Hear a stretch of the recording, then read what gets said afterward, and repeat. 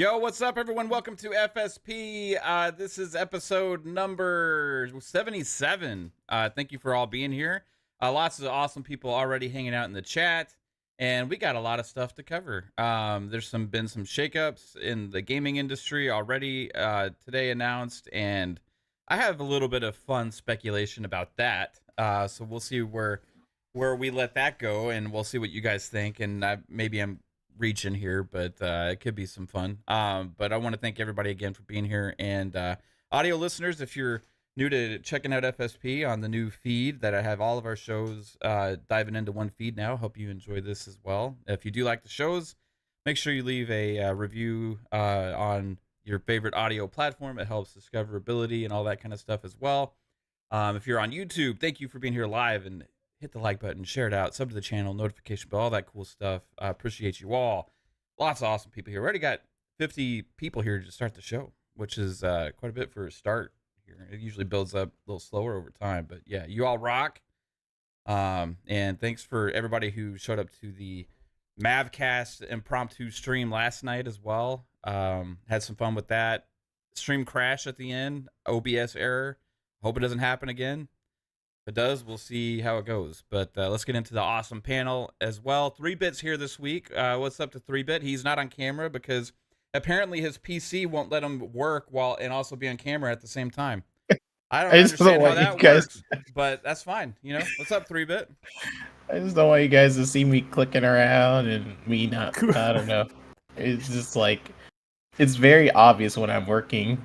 And is that a problem? I don't give a shit. I mean, it's not a problem. We don't want to see 3Bit's work face. It's horrible. His work face, it's like, oh my god, you guys have not seen it before. He looks like a fucking gremlin when he's working. I don't understand. He transforms into another person. It's weird. It's just distracting. You'll just see me like lean in like 5 inches away from my screen, and I'm just like I like hunch over, and I'm just like clicking things and controls in. I don't think you guys want to see that. Yeah, so you can just see my profile. You guys want to see 3Bit look awkward on stream? I think the chat would vote yes, and it's okay. It's all right. Thanks for being here. If you guys really do, then I'll do it. But hey everyone, what have I been doing this week? Is there a helicopter in your room? Yeah, someone said it sounds like 3Bit is on an airplane. How come you guys didn't say anything before? We were in chat. I didn't notice it before. It was only when we went live. It's like your 3090 is like catching your room on fire or something. I don't understand what's going on with your. Is there a fan? Like, yeah, I just turned it off. Is it gone? Yeah, it's gone. Now I'm gonna burn alive. It's okay. We can tolerate. It's only that. 2 hours. Yeah. just now we're gonna. If he gets on cam, we're gonna see him sweat his balls off as well, which is gonna be great. Thanks a lot, guys. Yeah, you've been good. Sorry, I've been pretty good. I've been just working. I got over COVID. That was nice. So now I'm like feeling pretty good. And then what else? I've been watching this anime called Prince of Tennis. Prince of Tennis? Yeah. Like the sport? Yeah. I really like sport animes. I don't know what it is. It's something about like the characters getting better over time. This does something. My daughter had really gotten into this one for a little while. It was about volleyball. It's haiku or something like that. I can't remember. I freaking love that one too. Yeah. Right on. And I'm just going through some anime as I'm working and been dreaming about Starfield. Actually, I had a dream about Starfield. It was kind of crazy. Yeah. Dreaming about like what are you dreaming about? Because I actually want to play it. I've been I dreamed about Dude, I had the riding on top of dream last night. top of Vasco, and we were like killing people and going on a mission, and then I stole someone's ship, and it looked exactly like the ship I want to build, but I don't know how to build ships properly yet, so I probably got to watch Jasper's tutorial, and here I am. Yeah, there's plenty of ship building guides over on Lore Master Jasper channel. You should check that out. New one up today. What was your dream about, Jasper? It would take me like 3 hours to explain this shit, but I've never dreamed where I wasn't myself in a dream, but I was other people in the dream. So it's like super weird. We have a helpline and psychiatrist I can send to you if you would. That's what I was thinking. I was like, has anyone ever dreamed that they were another like person, but multiple people? Like they constantly switched. Like it's like switched. Like I've had those Uh, dreams. It's freaking weird. That is borderline schizophrenia. That's what I was thinking. That's what was like, do I say this shit? It's like the dream forgets who you are for a second. They're like, oh wait, I forgot. You're supposed to be this person, and then it like switch. No. You know, what kind of dreams you got, 3-bit? Psycho calls that an acid trip, is what Psycho calls that. He experienced that the last time he was at a Dave Matthews Band concert. He was like, I am Dave Matthews. I am. I am the music. I am the walrus. I am. Cuckoo, cuckoo. I am the music notes floating through the air into the ether, man. Anyway. Besides your crazy dreams, Jasper. Dude, my entire fucking week has just been weird. Yeah, somebody crashed into your house. Yeah, that happened. Somebody actually fucking... I saw that, and everybody asked if you were okay, and so I knew you were okay, so I didn't bother asking. What? And I didn't see the need. Just ask if you're all right. Everyone else has, so I saw everybody say he's a good. day later. You know, but I'm like, that's some Kentucky shit right there. If I ever saw it, right? Like, definitely. So fucking insurance guy's gotta come over tomorrow. It's just, I don't know. This fucking week has already started off great. Just well, what are you gonna say to insurance guys? Yeah, someone. I was fucking playing on my computer and fucking wall 3 feet away from me. A fucking car hit it. Well, what's funny is your neighbor's gonna be like, it was the house's fault. The house was in my way. The house, I was just parked here. The house came piling into me out of nowhere. I don't understand what happened. It's the house, you know. Is that trying to make a case? Yeah, that's interesting though, man. It didn't look like a lot of damage was done. Mainly to the fence. It's just like, right? it's just like stamp the siding with a license plate. That's about it. Yeah. Chat saying we need a 3-bit face poll. All right, start a poll. Go for it. 3-bit work sweaty face. Yes or no? How are you doing, Fuzz? I'm doing great, man. I've had a little less of an exciting week, but man, this Xbox news this past week and a half and whatnot has been pretty great. And we got Forza right around the corner. Yeah. Still trying to get Starfield out of my system before Forza starts so I can start Forza day one. But I don't know. I'm liking this Ryujin, kill everything that moves playthrough that I'm doing right now. So, right on. But they tell you to be sneaky and not kill everyone. But I'm outside of the missions. I'm killing everything. Like, I'm able to sneak past people. I have the chameleon, like helmet, so I can. As soon as I'm not moving, I'm invisible. But yeah, after that, it's like, okay, everybody else, I've already, slid the disc in. I've taken the key or whatever the case is, and I'm out. Oh, wait, the security guard has a question. Pop. All right, I'm getting on my spaceship, and then, space battles, and yeah, it's a ton of fun still. But right on. October 5th is right around the corner, so we'll see. Yeah, it's less than 10 days away now, man. It's like, it's coming fast. And I can't wait. That's going to be the next thing I really get into. But Starfield is so addicting. I've been doing the outpost building, and it's so much to do with that. And it's so simple. Like, I really enjoying that. I didn't like the building stuff in Fallout 4, right? I felt like it was just like too much. Right? But this is like, you can go as in depth as you want, but you could also keep it simple. But like the resource farming mechanics of it all are pretty insane. There was somebody, I think his name Nico or something, on Twitter that's been sharing his like outposts and stuff. And I got one that's cooking. It's like I don't have all the resource gathering with all the red lines and stuff. I got some there, but like I started experimenting with them bringing resources to different bases and stuff like that to like collect them into one place. And I got found a great planet where there's a lot of iron and aluminum, so I have a ship going between those two hot spots to like bring all the material there. So I got lots of habs going, buildings and generators, stuff like that. It's a blast. I'm kind of getting lost in that, you know. It's insane. Hey Psycho, This what's up, poll is man? freaking How are you funny. doing, Psycho? Are you offended that the chat didn't ask for a Psycho face poll?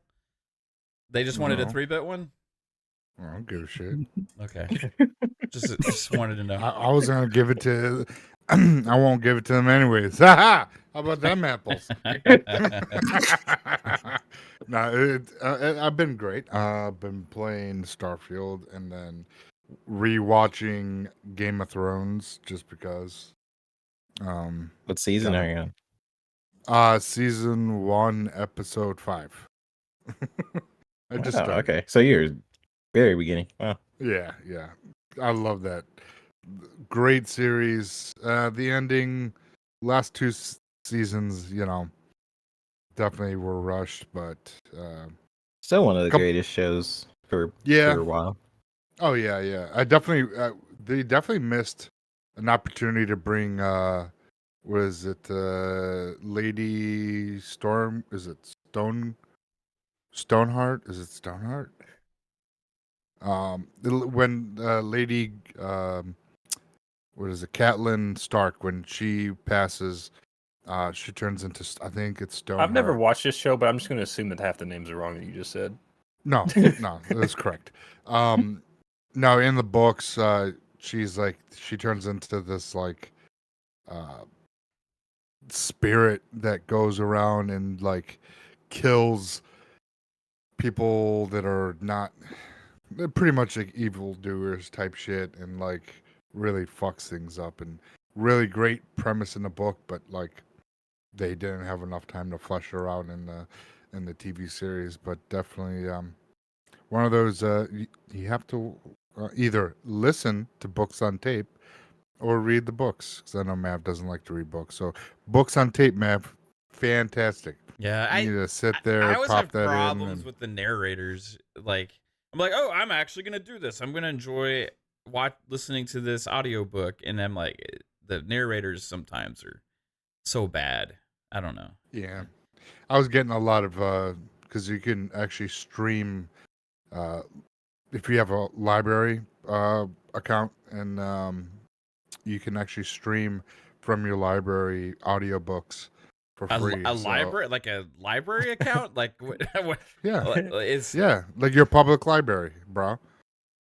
Oh, yeah. Okay. So you go down to the public library and they have like no, he streams it because he has a library card. You just go to their account, download the app that they have, and you can stream their audiobooks. I don't think I've been into a library since I was in. You don't have to go into a library. It's been a while since I've been in. And so libraries have like websites where you just do that shit, like apps now. Yes. Really? Yes. I didn't know that. I had no clue. I think it's fantastic. think this is a Florida thing. I don't know. I don't believe you. In college, like they made me sign up for like a local library card because they could stream like Khan Academy or whatever for free from it or some shit. And it's like, yeah. Okay, I do remember that. Yeah, it's a great way. Hey, it's fantastic. So, you learn but I'll say that technology, man, it's come so far over the last 20 years. Oh yeah, but it's a great way to consume. Well, they got to evolve, or they're just gonna like collapse. Yeah. But it's better than going to buying books on tape and see if you like them or not. This way, you can just stream it from your library. I did Game of Thrones, Harry Potter, the Robert Jordan Eye of the World series, the Wheel of Time. Mm-hmm. I think I got up to like book 8, book 9 in the audio, and they didn't have the rest yet. So yeah, I didn't know if it was a Florida thing because nobody in Florida knows how to read. So maybe I was in Ohio and I was doing that. So I'm just kidding. That's not much better than Florida. That's just that's goddamn it. That's better just northern than Kentucky. I'm kidding, Floridians. I love you all. But yeah, 3 bits on cam. You guys won.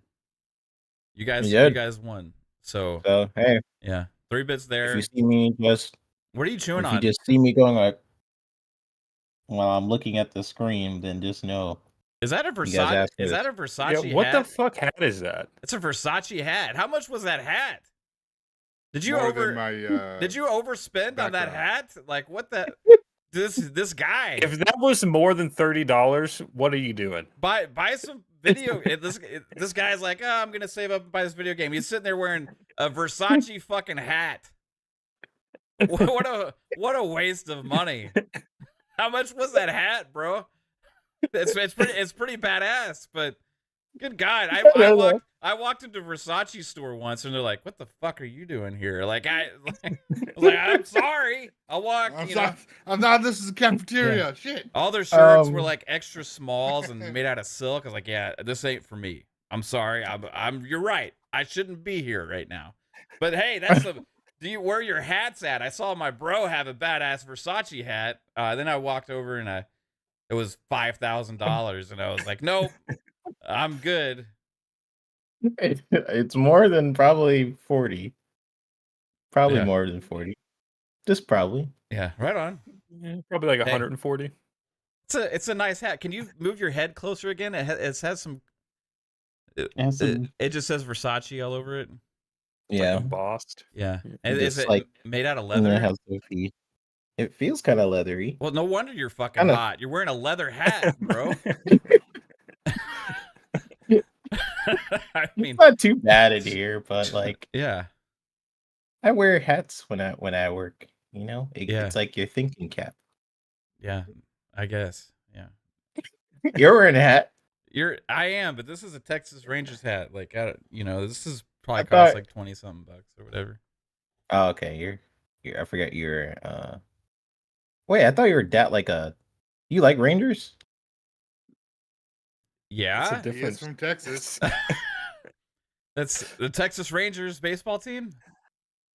Oh, okay, never mind. Is Or that- Walker, I was- Texas Yeah, Ranger. this is a T, bro. This doesn't say New York Rangers. It's like it's this baseball.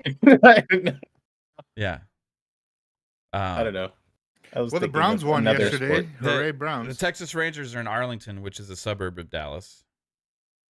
Oh, okay. So Did they win? Are We're they 30 minutes doing in and something? we literally Did have they- done I nothing. know. Did they win? Like which game? Did they win? Have they been winning? Are Yeah, they have good? they have a good record this year. Yeah. Oh, okay. Yeah. Just wonder. All right. Sometimes you be having that's Psycho. Psycho has some teams. Did they haven't win? won in. Oh. You know, like hey, the Browns. Psycho likes the that Browns one team won. that like never wins. The Browns won the No, season. they the won? Browns won yesterday. Yeah. What about them? okay. What about them Cowboys? Hey, we don't talk Oh, about okay. we don't What talk about about them Dolphins though? Oh. Fucking scoring 70 points. act like you know anything Oh, about dang. sports, Jasper, by I bringing up the Dolphins. I just saw that and was like, wow, I that's a know. lot of points. Okay. Anyway, we'll get into some gaming conversations here. Thanks for obliging us, chat. Def Leopard says I need a fedora. Should I rock a fedora? I used to rock some fedoras, believe it or not. I got a beanie over there I can rock. It It'd be too hot. yeah, it works sometimes. It depends on your outfit. If you Yeah. rock a fedora, we know Kate's gonna make fun of you about it. I'll Yeah. send her the picture.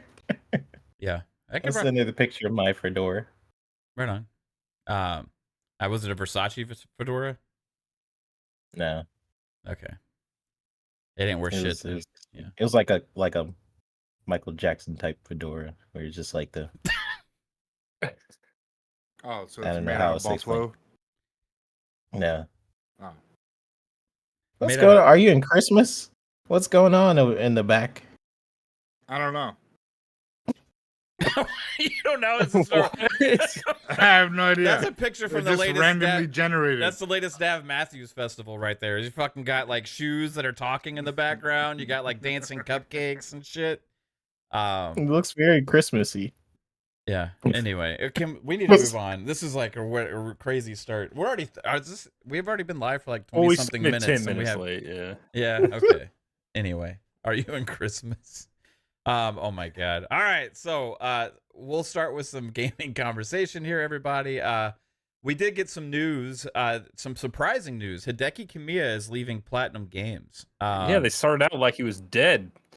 Yeah. Yeah. So Regret to reform. Yeah. Do y'all have any, like, do you think he's going to start his own thing, or like, I don't know. Here's some fun speculation for you, right? Just hear me out. If Microsoft was to be interested in acquiring Platinum Games, Hideki Kamiya would probably need to be on the outs because of his profile and all that kind of stuff, right? Like how he talks to fans and how he interacts with people, the history there, all that kind of stuff. So I'm just putting that out there, right? We know that Platinum Games has been pretty much begging to work with Microsoft again, and in social media, publicly, and all that kind of stuff, in magazines, saying like, well, we would love to work with Microsoft again. Please publish our next game. They've had a lot of failures. They've had a lot of or please let us scam you downs. again so we can go make Bayonetta 3 on the Switch. Yeah. So, but besides that, like, do y'all think it's just him, like, being done with Platinum, having issues with some of the decisions or leadership there, or do you think he's kind of forced out, or maybe he's just wanting to do his own thing and have more control? I don't know. What do you think, Fuzz? You're on mute, Fuzzy. He's sleeping. I think it's one of those deals where like I was saying this on Boom Show earlier today, like it's one of two cases. It's either kind of like what you said, where Microsoft's acquiring Platinum and Phil Spencer is holding a grudge, which I wouldn't blame him if he did. Well, it's not as that, but like PR wise, you can't really, like, he doesn't really fit with the mold of the like ideas that Microsoft is trying to throw out there. Right. You know what I mean? Like chastising people, calling them names, like berating people on social media because they didn't speak and interact in the language of his choosing and stuff like that, right? Yeah. So PR wise, it wouldn't work out for Microsoft, I don't think, unless he like changed, which I don't think is going to happen. I don't think he's going to change, but then again, he is a talent that could help with the startup of one of the studios that they're building over there. So it's either because like you said, Platinum Games has been begging to be purchased, or actually it started begging to work with Microsoft. Then they were begging for somebody to purchase them. So it's either MS is purchasing Platinum and he's got the boot, or they're not purchasing them and they're going to give him like a consulting position for one of the studios that they're starting up over there. So it's I think it's one or the other. I'm leaning more towards the latter, just because they're really looking to move forward in that area. And even though from a PR standpoint here in the States, it would be a nightmare to have him on Team Xbox, but I think it's one of those things where he would eventually, I don't know, he would help with the growing of a studio over there. So I think that's where he would be best suited, kind of thing. So right, we'll see. I see the chat saying, show some respect for Hideki Kamiya. Like, he's not a PR nightmare or whatever. Yeah, I kind of disagree with, like, if you're Microsoft, seeing the stuff that he puts out there is good or bad. I think that Microsoft would probably not want a lot of their developers to post a lot of the stuff that he does, right? Kind of the same reason that when they went after Gearbox before, or there was talks with Gearbox before, Randy Pitchford has to be included, so they backed out of that, right? Hideki Kamiya kind of is a firecracker, a personality. He doesn't care about, politically correctness or, trying to be inclusive or all these other kinds of, he's more of just like, I'm going to say what I say what I feel, and I don't give a damn about how everybody feels about it. And you can respect that, right? Or you can, if you're a big company like Microsoft, say, well, maybe that's not the best fit. I don't know. Regardless, I think Microsoft does see him as a legendary developer, and I feel like they respect his talents, and I feel like a lot of people should respect the games that he's made and stuff. Like, he is a very talented legend in the industry and stuff like that. But there's also a lot of other talented people at Platinum. You know, they do make great games. They also make bad games. So I'm curious to see kind of what happens now without him there, because he's kind of responsible for a lot of the biggest successes, or at least high up with a lot of their biggest successes, right? Bayonetta, Astral Chain, a lot of games like that he's been heavily involved with. So do you see Hideki Kamiya starting his own studio, or is this what's behind this, Psycho? Is this the same guy that took a picture of his underwear, hole in his underwear? Yes, yeah, it's him. Oh, okay. Yeah. He that was a recent post he had the other day where he was sitting, it looks like on a toilet, and he took a picture of his nutsack hole on his, underwear. Is he trying to say that he has brass balls or some shit? That is that what his? I don't know that bullshit. He's a character, definitely a character. Yeah. So I don't know. He could very well move on and try to start his own company, or this is a acquisition of sorts, like, hey, we'll buy you but without him type deal. Maybe. So I definitely don't see him. It depends on how he treats his employees. I don't know who would want to work for him if he's. I'm sorry. Can you rewind for a second? Because I know I was opening a file. And I got we did what? He something about brass balls. Oh, he took a picture of a hole in underwear with a huge hole in it. What? Yeah. Are we talking about the guy who just left Platinum Games? This guy? He's just trying to be funny with that post, I think. Whatever. It's hilarious. That's what everyone wants to see is your holy underwear. I have lots of those I can take pictures of if you. Yeah, but not too many people want to see it other than your wife. Yeah. I mean, I don't want to see it, but I also can't really picture. Do you think maybe he just had maybe the company's just had enough of his stuff? Because they also had that Bayonetta 3 controversy early last year, whatever it was, when they didn't pay the voice actor, whatever it was, and they hired another one for half the price or some shit like that, or whatever it was. I don't remember. But they've had a lot of Bayonetta. They've had a lot of controversial stuff happen at that studio, so it's maybe they're trying to clean up around there. Well, there's kind of a couple things that were coming that was kind of behind that, not rehiring her. She was holding out for a lot more money than they were willing to pay. She was kind of strong arming them, I'm Bayonetta, I'm the voice, who are you gonna have to replace me type deal, from the reports coming after. So in between that there's truth somewhere. So either, she was like, hey, I would like to get paid more. And they were like, nope. So who knows what the truth is.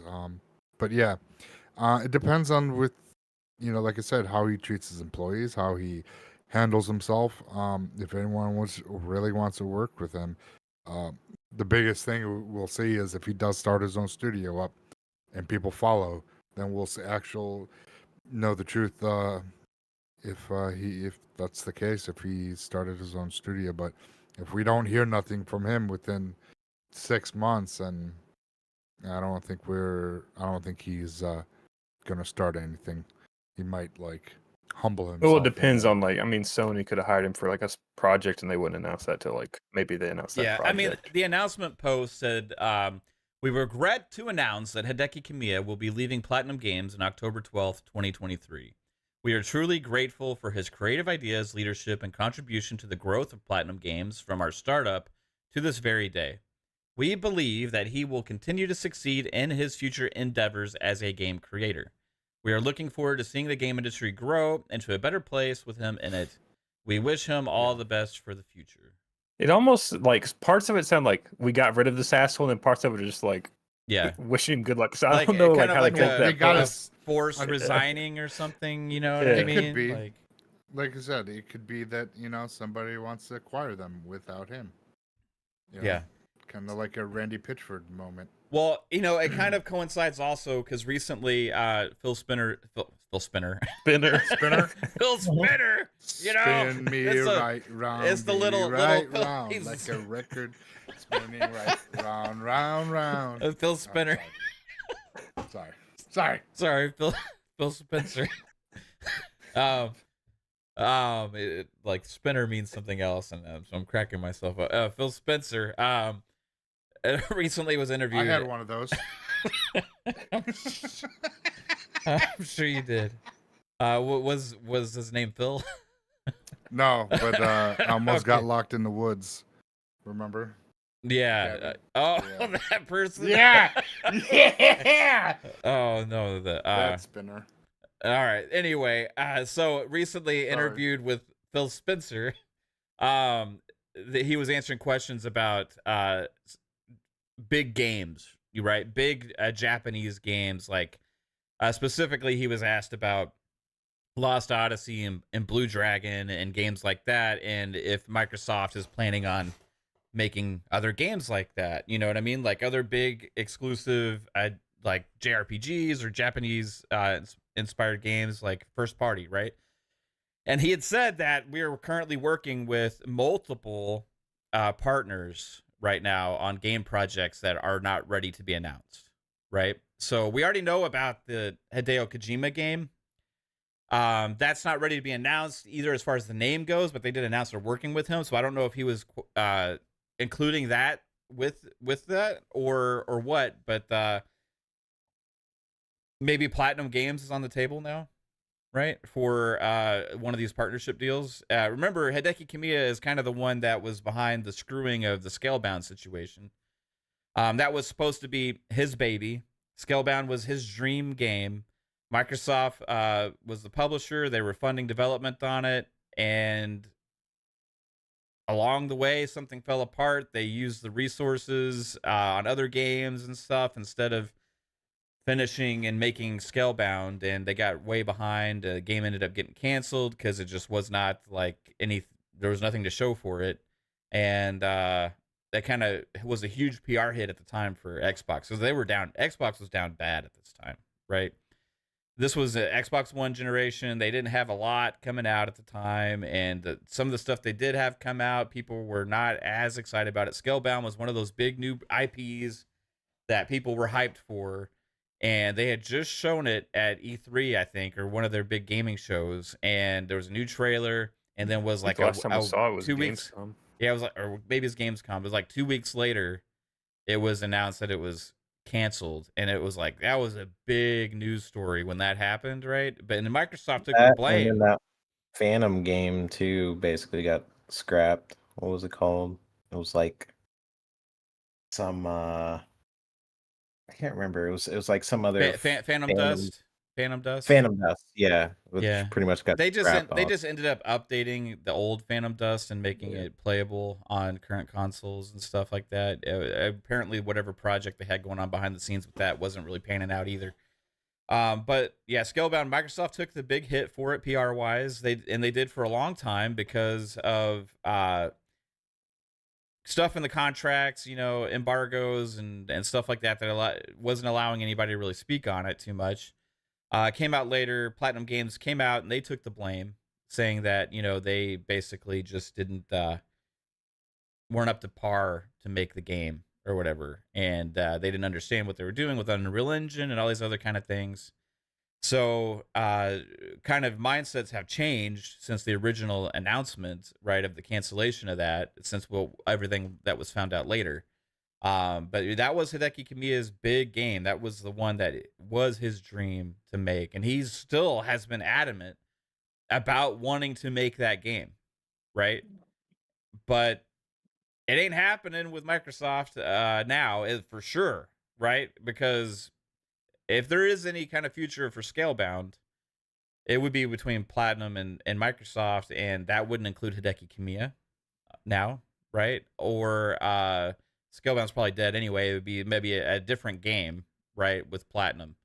Is there a reason to believe that Platinum could be one of the partners that, at least if there's not an acquisition planned, at least that one of the development studios that is working on one of these big new games for Microsoft?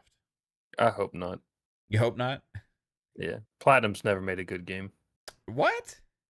That is a wow. That's okay. So that is a I mean, they may have made good stuff, but I just don't give a shit about any of it. So I mean, Platinum. I mean, yeah, they have a lot of misses, right?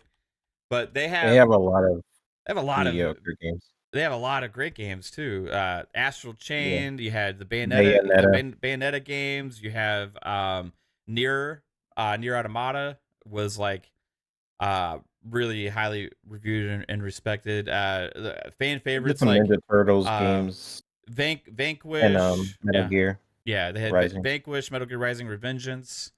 A lot of games that have a lot of love from action game fans, right? So, and they were kind of up there like for a while as like the predominant best action game developer. Them and Team Ninja, right? Were like at their peak, kind of like those two studios. Like Team Ninja had kind of fallen off after Tomonobu Itagaki left, and then they kind of had a resurgence again. But Platinum Games definitely had a falling off, but then they kind of started coming back. They had Nier Automata, they had Astral Chain, Bayonetta 3. So, but is this like maybe a result of their financial issues or something like that too? Like, I don't always agree with others Inc. But this time I do. He said he was spending Microsoft's money making games for Nintendo and Sony.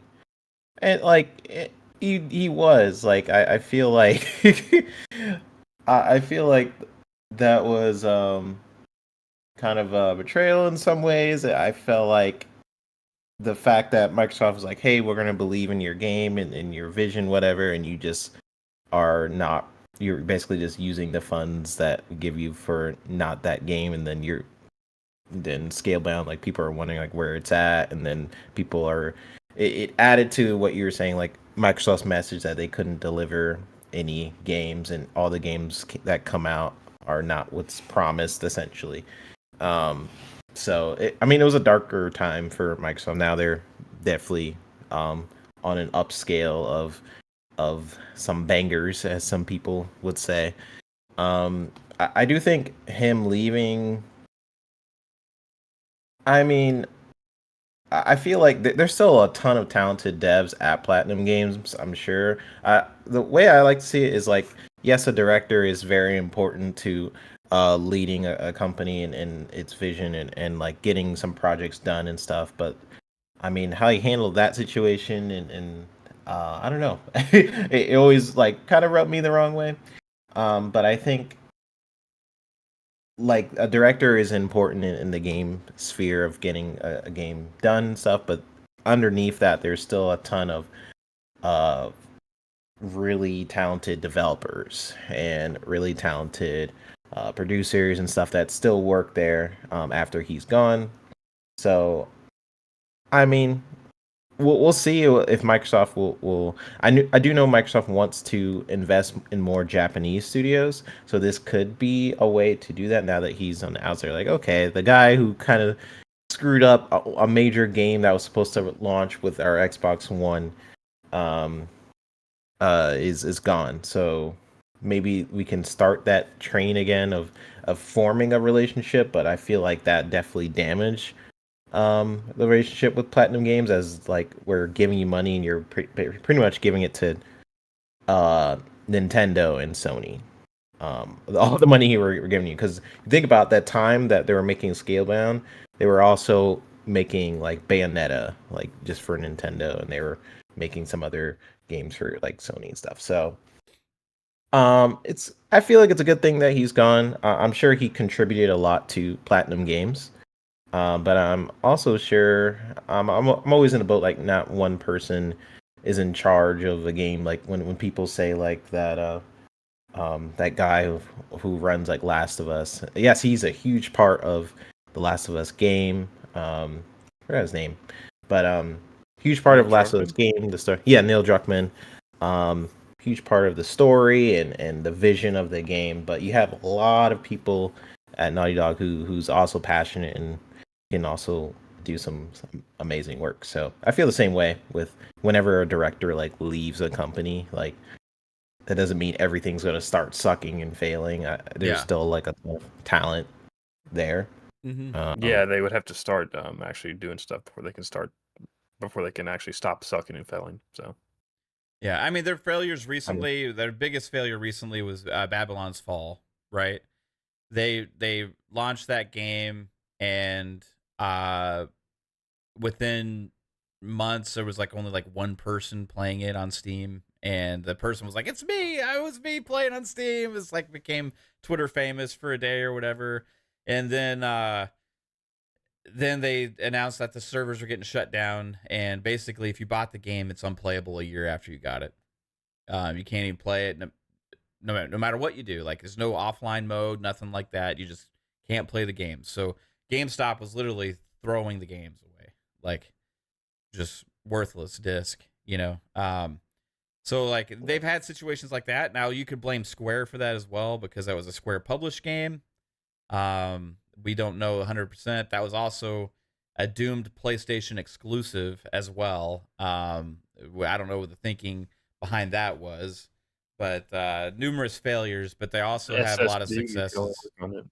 Yeah, Bayonetta has been a huge success for them. Astral Chain, like I said, Nier, this franchise has been a huge success for them. And then if you go back further in the 360 era, there was a lot of other great games too. So a lot of talent there. I wouldn't write them off and say never work with them again. And now, especially if Hideki Kamiya is not there, because I think he's kind of more than anything. He was in charge of that game, right? He was in charge of everything with that game. So the one that Microsoft partnered with. So if he's gone, that maybe it's gonna restore some ties to Microsoft or something, right? Or maybe they have signed this other project with Microsoft and things weren't working out again with Hideki Kamiya, and they're like, we can't work with this guy, right? And maybe he's ushered out there. Like, there's a lot of speculation to be had. It was a huge surprise. Nobody saw this coming, right? Nobody saw this coming. He is synonymous with Platinum Games, right? That would be like Neil Druckmann leaving Naughty Dog, right? That would be like Todd Howard leaving Bethesda. You know what I mean? Like that, the developer, the creator being synonymous with the identity of the games that they create. Hideki Kamiya is that to Platinum, you know? So it's a big deal, but we'll see where it goes. I think the timing of everything is pretty interesting, but you know, maybe we'll find out in the future with some of these Microsoft games that were announced. In other news, guys, Sony got hacked again. Yeah. It's so annoying, man. Like when first off, I could barely purchase games on Steam or not Steam, on PlayStation because of the fact that I guess it's because it's a Japanese company or something. My credit card just does not like PlayStation. My bank, I can't buy Nintendo stuff because it's Japanese. Yeah, it's so weird. So what I have to do is I can funnel it through my PayPal, or I can get like just PlayStation cards or something like that. That's what I do for Nintendo. I just buy Nintendo cards off Amazon. Yeah, and when that whole thing hacked, I got like false charges on my account. When they first got hacked, I'm just like, bro, I already could barely purchase games and stuff. And then like last time when they got hacked, like I guess some peeps was starting to use my card. I'm just like, they need to get their security together. Like, I already barely purchase stuff on your platform, and when I do, it's just like it's already freaking hard. I don't know. I don't know what exactly the details of the hack were, but it's not a good sign because it just gives me flashbacks, like PTSD. I don't think they've said what's actually taken yet, have they? No, it just says all Sony systems may actually be hacked. It's the ransomware type situation. I know that the hackers said if they don't get paid by like the 28th, they're just gonna put it up. Right. I wonder, like this wonder if it's going to be another like Rockstar situation where they actually have like game code and stuff like that. Like that would be disaster. Could you imagine like the games, Sony's lineup actually getting leaked this way? Yeah, ransomware. Last of Us Part 2 remake redition. Last of Us Part 1 remake of the remake. Redition. What do you mean? We already know all Sony's lineup. And Last of Us Part 2 2026, we remade it again. Part 2. So, you know, it's an amazing lineup for Sony right now. I love it. Can't wait to play nothing but The Last of Us and Spider-Man and what's the other one? I got Marathon. Yeah, not anytime soon. And it's crazy, isn't Marathon going to be held back by the Series S? Marathon's going to be held back by the PS5. What are you talking about?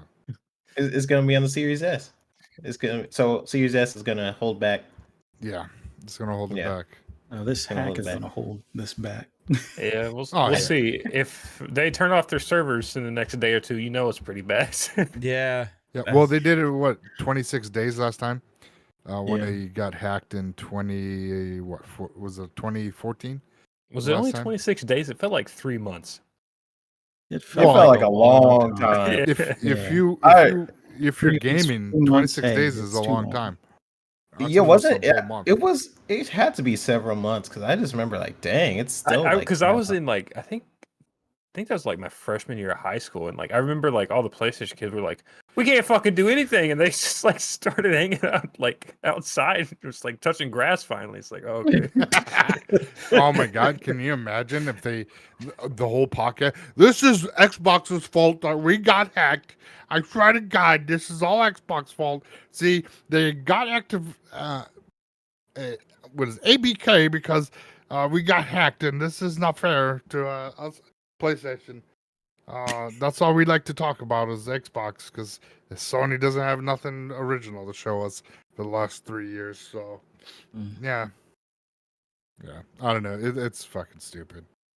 All I'm gonna say is, all I'm gonna say is the 2 free games that they gave away last time that ain't gonna cut it this time. They better do something a whole hell of a lot better.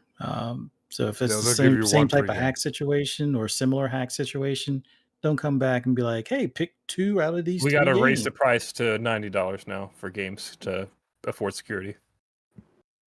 Yeah. PS Plus is going to be like, what is it? Like, it will be like $20 for Essential and $30 for the mid tier and $40 for premium tier, You know, we got the best lineup, so you're gonna pay these prices. I'm just wondering how far that's gonna take people being like, well, we got the games, we got the bangers, so we can charge out. But I wonder how. All I could say is if Sony was left to be the only gaming company besides Nintendo, you would not like the outcome of the gaming world. The prices would be outrageous because they're the only major players. They would not be innovating at all because this is what they like to make, the cookie cutter style games, and that's all you're gonna get. But it looks like a movie, everybody. It has pretty graphics, so I'm okay with it. As long as I can play the game and it's easy and it carries my hand across the game, I'll be okay with it. Yeah. I was about to say, like, at least their games are good and stuff, but I specifically remember what Psycho just said that in God of War, whenever I stumbled upon a puzzle, the voice actor would immediately tell me how to solve it. And I just approached an area. Like, you don't even let me think about what I'm seeing. Like, I just approached like a bridge, and then the boy's like, vine. Have you tried chopping the vine? I'm like, shut up! I still like that game, but that was That was freaking annoying. That dropped some scores for me for God of War Ragnarok. But Right. Wait till you play Spider-Man 2. Press B. I'm still Press gonna play B. Spider-Man 2, Press B. but I'm sure it's gonna Oh, be a lot. look, pretty graphics. Press B. There's no Press B B. in I know PlayStation. Jasper's gonna Circle. flip out Watch if you 15-minute cutscene. if you spend a third of the time playing as Mary Jane. I think Jasper's gonna flip out. I'm not even playing it. They fucking ruined me on the first one. Right. Fucking first one was so garbage. I ain't even Oh. trying it again.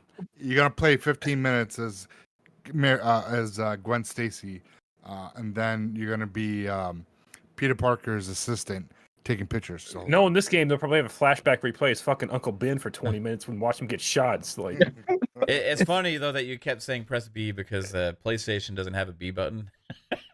I know. Oh, yeah. Like you mean circle? Yeah, press circle. press triangle. Press try. Press triangle.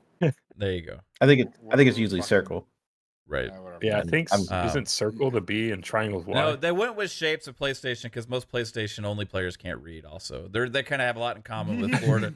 They all subscribe to that library audio description audiobook pass as well.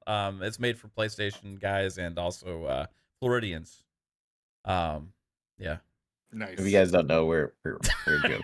Yeah, there was you got to listen back earlier in the show for that. Anyway, you're on mute, Fuzz. I don't know if you're aware of that. Press B. But any thoughts? Dagnabbit. Yeah, on the 2011. I'm going to read a little bit, and I want your reaction to this, Fuzzy, because I know that you were somebody who's talked before about this PlayStation hack and stuff quite a bit. But Yeah. it says ransom. This is from VideoGamesChronicle.com. Ransomware group Ransomed.vc claims to have successfully breached Sony Group and is threatening to sell a cache of data stolen from the Japanese company.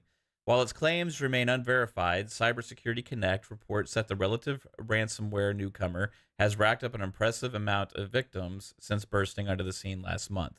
We have successfully compromised all of Sony systems, the group claimed on both the clear and dark nets. We won't ransom them. We will sell the data due to Sony not wanting to pay. Data is for sale. According to Cybersecurity Connect, the group has posted some proof of hacked data, although it says this is not particularly compelling information on the face of things. So it includes what to appear to be screenshots of an internal login page, an internal PowerPoint presentation, several Java files, and a file tree of the leak, which seemingly includes fewer than 6,000 files. The group listed a post date of September 28th, after which, if nobody purchases the data, is presumably when Ransomed.vc will publish the data wholesale. Ransomed.vc is said to be both a ransomware operator and a ransomware as a service organization. It claims to be a secure solution for addressing data security vulnerabilities within companies, and also to be operating in strict compliance with GDPR and data privacy laws. And okay, in cases where payment is not received, we are obligated to report a data privacy law violation to the GDPR agency, the group says. It says most of the Ransom.vc's members reportedly operate out of Ukraine and Russia. VGC has contacted Sony for comment on this report and will update if we hear back from the company. And then it talks about the 2011 PlayStation Network suffered a massive breach that resulted in the personal details of approximately 77 million accounts being compromised and the service being taken offline for 23 days. Sony initially estimated the hack would cost it more than 100 million, and it was forced to apologize not only to players but developers whose game launches were disrupted or whose online services were left unavailable. Sony faced as many as 55 class action lawsuits and agreed to offer compensation for those affected, including free games. You are the lifeblood of the company, PlayStation's U.S. boss Jack Tretton said at the time. Without you, there's no PlayStation. I want to apologize personally. It's you that causes us to be humbled and amazed by the support you continue to give. To Sony's third-party publishing partners, Tretton said, I know the outage has been costly. We wouldn't be where we are without you, he added. We are committed more than ever to making sure the PlayStation experience is entertaining and secure for everybody. So, first off, I want to say the ransomware groups out there, like, I don't get it. Like, I don't get what I understand it's like you're hackers that are good at what you do and you're trying to profit from it. I can't stand that kind of shit also, especially when you leak personal information and stuff like that from users as well.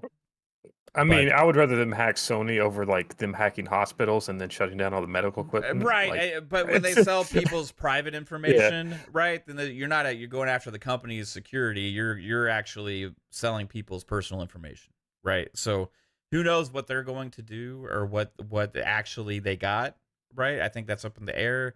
They're trying to posture like they have a lot. It's unclear what they have. They're saying if they don't sell it to third party, 6,000 plus documents. Is that what it said? it said 6,000 files is something that they had shared a shot of to show proof. But I guess the site that is kind of like looking at this says that it doesn't seem like a whole lot at face value. But they're claiming that they have everything. So I don't really know how detailed it will be, but it would be insane if because the date was September 28th. So that's a few days away. Would it be insane if the biggest Sony leak in history happened a week after the biggest Xbox leak in history? It'd be pretty funny. That'd be Pretty crazy. definitely funny. The Xbox leak, I seen some people saying like this is the only games that leaked, but it's like just the Bethesda games that was essentially like all the other studios, So we'll see what comes out of it. I'm wondering. I remember when Sony they have a lot of security issues because I remember with Last of Us, basically the whole game leaked before a couple days, I guess, before the game came out. Yeah, like the entire game pretty much leaked. You guys remember that? Yeah, because Last of Us Part 2 was going to be a PS5 exclusive, and then they leaked the entire game, and then so they're like, okay, Last of Us 2 is now available on PlayStation 4. Oh, is that? I don't know if they changed the entire game launch because of that, but yes, they did. The game was available. I mean, you couldn't not get it, play it. The game was out, so they like, fuck it, let's do it. That was the funniest. I was like, goddamn. Sure, it was the pictures that caused them to release the game early. I think they just leaked the entire story and plot. I don't think they moved up the launch to put it on PlayStation 4 because it was leaked online. I just remember like someone had the actual game code, like they were able to access the entire game. Like you looked at the game code at the bottom, and they were able to like access like the cheats and stuff of the game. That's all I remember. Yeah, I don't. But, I think maybe you're a little mistaken, Psycho. You say so. What you're saying, just so I can get it right, the Last of Us Part 2 leaks that happened forced them to move the game release up? Yes, because they were wanting to push us as a PS5 game. Because it looked good, so they could be, look at the graphics of the PS5. So you're saying that then they made I think I do remember something like that. And then because initially they didn't announce a previous version or something. I think it just came out that maybe there actually is a PS4 version or something, right? Well, was there? They didn't. I think they announced there was never a PS5 version until they said, "Oh, here's the remaster, the whatever, the one they just did, last year or so." I'm so lost right now. I just don't think they would just print 1 billion copies of a fucking game because it leaked online. That just doesn't seem right. But yeah. I think what Psycho's getting at is like I do remember like they didn't announce the PS4 version for a while, and then when stuff leaked, they're like, "Oh yeah, there's a PS4 version." But I always remember a PS4 version. It was this. They didn't talk about a release date. Wasn't Last of Us Part 2 a PS4? Okay, maybe it was a release date. Yeah, that's what I'm saying. They were waiting for the PS5, but then the game was leaked, so they put it on the PS4. But it was always a PS4. It was always a PS4. It was just that the release they sent dick pics, and that was during that same time frame. And then people were like, "Oh, that's Last of Us, or announced the release date." They don't get their way as dick pics. That's the first thing they do. Yeah, I mean, I thought that was God of War. Last of Us For Part the 2 next- was always announced as a PS4 game because it was announced like Yeah. before the PS5 was ever even announced. Like it Yeah. didn't it come out like before the PS5 even launched? Wasn't it like May- 20? May Yeah. 2020. Yeah. No, It Uh-huh. came out well before the PS5 even no, it even didn't. launched. It came out in The- 2020. Last of Us Part 2 came out in 2020. Yeah, but that was before the PlayStation came out. PS5. The PS5 didn't come out. Yeah, because because they were waiting to release it on PS5. When It would have been a cross-gen It's cross- at that point, but like it's but you Yes, can play Last of Us Part 2 but on PS5 they- when it.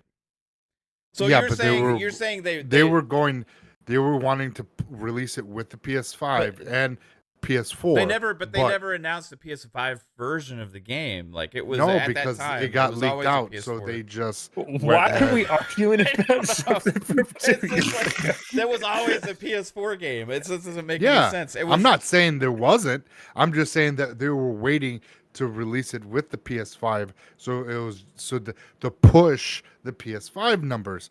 But it got leaked, and they just went ahead and released it early. That was the whole fucking articles and everything back in 2020. Because I was like, "Holy shit, this is kind of fucking huge," and yet no peep from any of the journalists are like, "This is crazy. We're getting Last of Us 2 early than because there was no date technically for the game. So now, oh, surprise, here it comes because the whole game got leaked. So they don't want the leaks to be out there and be like, well, then our game is no one's gonna want to play it. And it's not gonna be a huge success. I mean, I just don't believe that because there's been because- dozens of other games that have been leaked online like months before it. and yeah, but they've never it's moved. not to the extent of what Last of Us Starfield's Part 2. story details were out a year ago. Yeah, but that was a dead game. Remember, Jasper?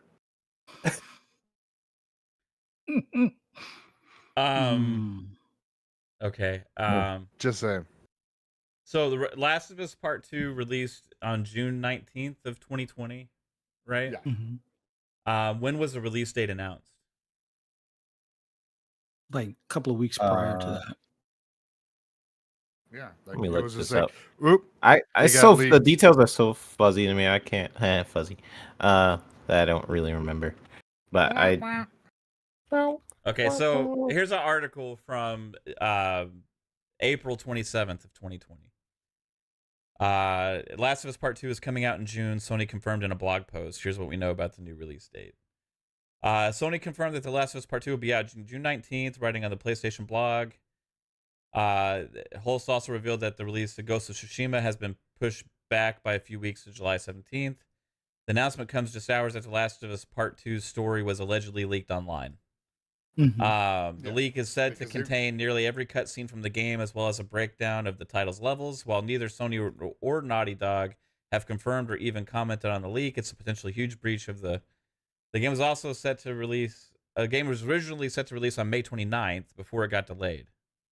Yeah, it was So also had yeah. a February 2020 date, and then it Yeah. got delayed to May 29th. Yeah, and there then was I guess it already got delayed till- previous release dates for it on PS4. crazy. There's not a PS5 It's version. That's actually kind of crazy Yeah. because I know they So- want to sell it to you later, but that's I- still. I like, think- just think- The whole leak thing kind of got mixed up with the people thinking that's why they did that or whatever. But it was they had already announced the game previously for PS4 and gave dates and stuff. So anyway, it's interesting theory, Psycho. I'll just say that. that's okay. I believe my truth. Yeah, you believe your truth. Your truth is your truth. That's all that matters, right? Exactly. But this is maybe another interesting situation with these leaks, right? Like, Yeah, the whole thing is like the fact I brought up the Last of Us thing because it just reminded me, just to kind of go back, it reminded me of all the leaks that PlayStation has gone through over the years. Like, we had the first major leak where they pretty much stole my credit card information, which was, I guess, fine because there's it didn't still even work. people But that won't put their credit cards on PlayStation because of 2011, right? Yeah, Yeah. me. Yeah. I'm one of them. Yeah. So I you will guys never are put- safe, right? Oh, And I think yeah. I just have my do PayPal on there. only. Yeah. I think I think I still might have it on there because I remember I attempted for it to work, but it didn't work. So I think I still had it on there. Yeah, I don't remember if I ever fucked. deleted it. Yeah, I don't remember if I did. Why do I got a boat in the Moroccos? I never been to Morocco. But I got a boat apparently that I own. Buying a boat with the PlayStation money. Yeah. Dang. Yeah, we'll see. We'll see what happens with the leak. I don't know what kind of leak it is. If it's just like, oh, it's an internal document leak where you get to see all the documents of what Sony is working on for like the next 10 years, kind of like the Xbox leak, or if it was more of a data breach type leak where like before where the accounts and everything, they have the data for that. I don't know what kind of breach this is. I guess we'll find out in a couple of days. Yeah, I hope for. I mean, also there's like so many parts to Sony. Like it could just be like their fucking financials from their TV division. We don't really know like what it is yet. Yeah, we don't know if this is a game division or TV. I don't really care. It says all of Sony, so I mean that's what they're claiming, right? So we don't know exactly what that means, and it's going to be interesting. Maybe we'll get Sony Pictures info. See what kind of Sony Pictures had a hack a couple of years ago, or like 5 or 6 years ago, didn't it? Yeah, that was for the interview.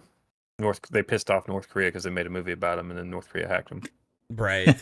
Was it that the James Franco movie or whatever? Yeah, James Franco and Seth Rogen. Or whatever. Yeah, that's right. Is that his life? Is that Seth Rogen's life? It's kind of close, I guess. So sort of close. I can't get that annoying. Sorry. So also, you know, it's gonna be interesting to see what comes out from it, but like I also don't want to like champion like the ransomware people out there as well. Like, you know, it'll be interesting to see what happens, but like I hate this kind of stuff also because innocent people get fucked over in these situations all the time, you know. And doesn't Microsoft have like some kind of competition to say who can hack us type deal? All the major companies usually do that. Like they have a group that comes in and does like tests to see if they can get into their system just to. Yeah, and the winner is like what, 25, 50 grand or some shit like that. Well, some of them are paid, some of them are just free, like volunteer stuff. But a lot of times they'll pay. A lot of times they'll pay hacking groups to just test their security systems. Yeah, interesting. This isn't that. But these people are trying to get paid. They're trying to get paid. They're doing it the opposite way. They're saying like, "Hey, we got in. Somebody pay us." You know. Interesting though. So also, as if any more evidence that Microsoft is extremely confident about the ABK deal, and with this new preliminary approval, it's a done deal and all this kind of stuff. I saw this actually posted from Post Up on Twitter. They actually have a new position open for senior finance manager. Overview. The Experiences, Devices, and Marketing Finance team has an exciting opportunity for a skilled financial professional to support our newest game studio additions to Xbox Gaming, Activision, Blizzard, and King. We're looking for a senior finance manager with a drive for partnership, results, and great communication skills to take on a high-impact role within our team. In this role, you will partner with the Activision Blizzard integration team and studio to work towards the successful integration of this business and, upon close, deliver accurate and timely financial analysis and manage finance rhythm of the business activities. This role will partner with teams to drive towards studio integration and create processes to drive revenue, cost of goods sold, operating expenses, balance sheet, headcount, and key performance indicator reporting. There you go, Matt. Yeah, I don't think I qualify. Just a thought. I don't know if my skills translate. Pad your resume, bro.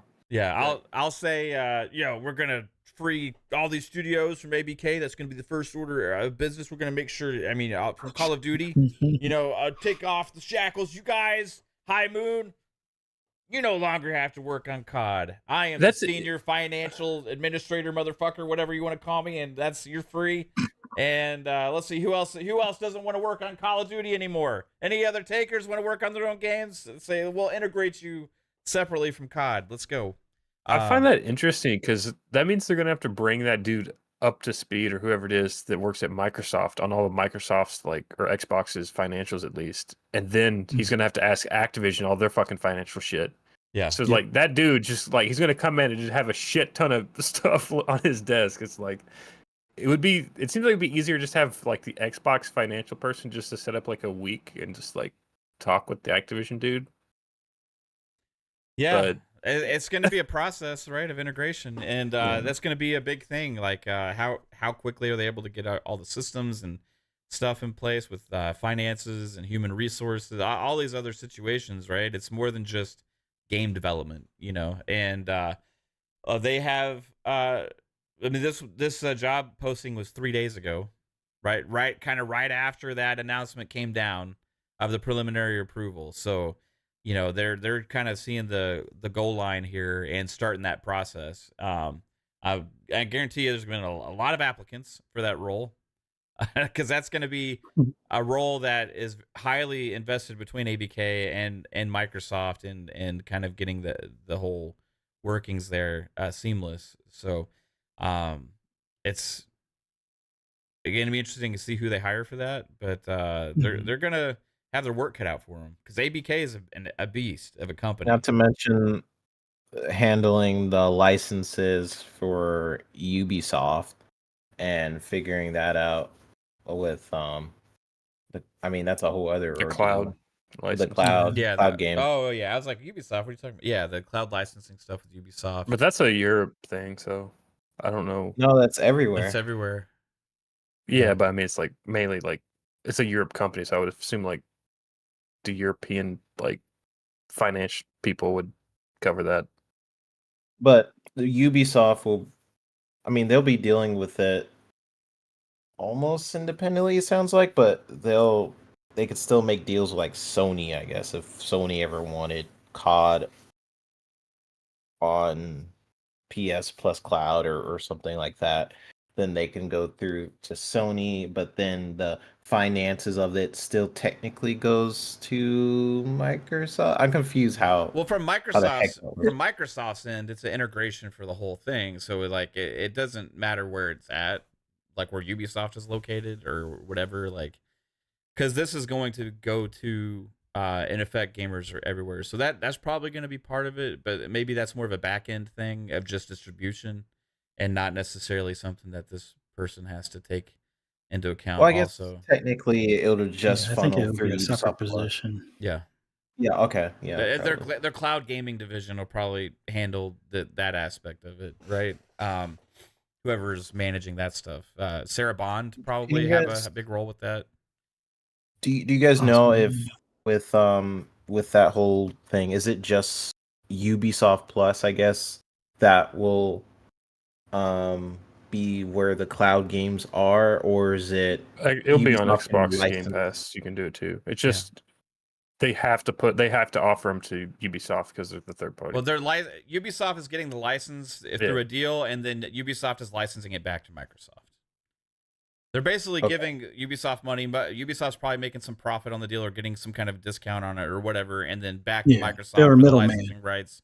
And then Ubisoft can also license those rights to anybody else they want to as well, right? So the default is it'll still be on Xbox, but they are also licensing it to other people. Because at first I thought I was like, cloud rights are there. It's also only the cloud, so it doesn't really matter because you're going to be playing Call of Duty native. Because if you play Call of Duty on the cloud, I don't know what the fuck you're doing.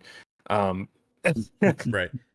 It's a 10-year licensing deal. Basically, Microsoft says, okay, all of these ABK games, right? The cloud, Ubisoft, you have a 10-year deal that you are the license holder, right, for ABK games, right, for cloud. And then part of that deal is we're going to license it back from you for a fee, right? We're going to get the rights to be able to put those on Game Pass, but also Ubisoft, you have the rights to be able to sell the license, the rights to cloud streaming to other companies as well, to the cloud, right? So Ubisoft could go to Luna, Amazon, and like try and put ABK games there, which was already announced with Ubisoft. Ubisoft's announcement made Amazon part of that, right? Because Ubisoft Plus is already part of Luna, right? So Amazon will be included in that. The PS Plus could make a bid to put ABK games in the cloud, right? For their cloud services, if they want to. There's numerous other providers that could also make a deal, but this does not supersede the deals that Xbox already made with the other cloud companies, the Ubisoft, the Boosteroid, and all those other Nvidia. All those other companies are also going to get Call of Duty, at least. I don't remember if those were all of ABK or if it was just Call of Duty for those other companies. I think it was just Call of Duty for some of those. But those companies will also get the rights to those games in the cloud as well. So it's going to be and I don't remember, did the Sony deal have cloud gaming rights to it as well separately? It didn't sound like it. Yeah, it just seemed like it was just on Call of Duty being available to their platform. Right. So for the next 10 years. Yeah, the Ubisoft is kind of like, hey, we're going to pay you to hold this, and we're going to get the rights back from you via a fee, but everybody else will be able to go to them. So Ubisoft's going to be able to make money on the license from multiple places, right? Yeah, again, it's also cloud, so it's like 1%. Yeah, it's So going to be so they could go outside the of biggest picture. They could go outside and they don't just have to put it on Ubisoft Plus. They could pretty much do whatever they want as long as it's just the cloud. Yeah, Ubisoft could say that this license is most valuable to us to keep it exclusive to Ubisoft Plus and Amazon Luna, and also Xbox, because Xbox is going to probably, part of that agreement is to get the rights back, right? Or they could, or Ubisoft can say it's in our benefit to actually license this out to as many different cloud companies as possible. It's up to Ubisoft, whatever is going to be the most beneficial for them. The reason why is the CMA didn't want Microsoft having control over the Call of Duty cloud gaming rights, right? And within the ABK games. So it is stupid. It was like a formality type reason to try and hang this deal up. Microsoft wasted the CMA's time with not bringing this deal as the original plan. That's what the CMA said, which I thought was the most ludicrous thing, how they tried to save face with that when they're the only player in the entire fucking world that had an issue with this. Like, nobody else had an issue with this because they understood another 3 fucking months. Yeah. Yeah, so they said, "Oh, you should have done this during the deal." You know, they did make deals with third-party companies for the cloud gaming and propose those during your original proposition, but like you guys just ignored it and chose not to look into it. So she's just saving face, realizing how much of a moron she and the CMA looked like, and that they were trying to put the blame on Microsoft for like, look what we made a big tech company do. It's so dumb. Yeah, it's so dumb. It's ridiculous, you know. But it's like 1% of the market. You're so concerned that you're willing to basically block a deal that's been approved globally by the rest of the world. I think it's just her trying to save face and the CMA was getting a lot of flack, right, for this, and a lot of big business and stuff was like, this is really ridiculous. Like, everybody looking bad, it's making her look bad because she's the CEO of the CMA. So she's trying to push the blame back to Microsoft. That's all that was. Like, it's all about her in that situation. It's not even about the CMA. It's just a her thing at that point, trying to save face because she's the CEO, and ultimately everything that happened within that falls on her. So it's like, this whole thing, the way it went down, it's not my fault. It's Microsoft's, right? Trying to say that at the last minute, but it's all doesn't matter at the end of the day. As gamers, we're going to have little impact from the stuff that the CMA did, and it was smart of Microsoft to, at the end of the day, like, it was smarter of Microsoft to not just go scorched earth and be like, oh, we're, because again, props to them, because I would not be so kind. I would be Dark Phil, and I'd be like, oh, where do you want to block this deal? Whatever, UK. Nobody's getting games in the UK anymore. I'm taking the entire branch, and that would be dumb, but that would be how I would do it, and that's why I'm not a businessman like them, because now whatever deal they do after because they are going to buy more companies. I know a lot of Sony peeps are like scared of that. Like, oh my gosh, they're ruining the industry or whatever. They're gonna buy more companies. And now that they've sort of formed a thing with the CMA, like, okay, we made a deal with the CMA, they could come back to the table with the CMA. Even I wouldn't want to after what the heck they did with this one. But they still they at least they have that option of coming back to the UK and be like, hey, we want to buy something else. Here's the next deal, right? So it's gonna happen. So at least they form that relationship. Because if they just went scorcher, like, screw depending the on UK, where they go, they may have to deal with the UK. that too. I don't. I guess it depends. If it's like a private company, it would be a lot easier. Or a smaller, just like one-off studio or something. Yeah, I guess it depends on the. What is it like? It's like after a certain amount where regulatory bodies have to investigate it. I think was it like $1 billion to 10 billion or something. I don't know. There's like a certain amount where they're like, okay, the regulatory bodies step in. What Linda Khan was trying to say. What was it? Linda Khan? You mean like Star Trek?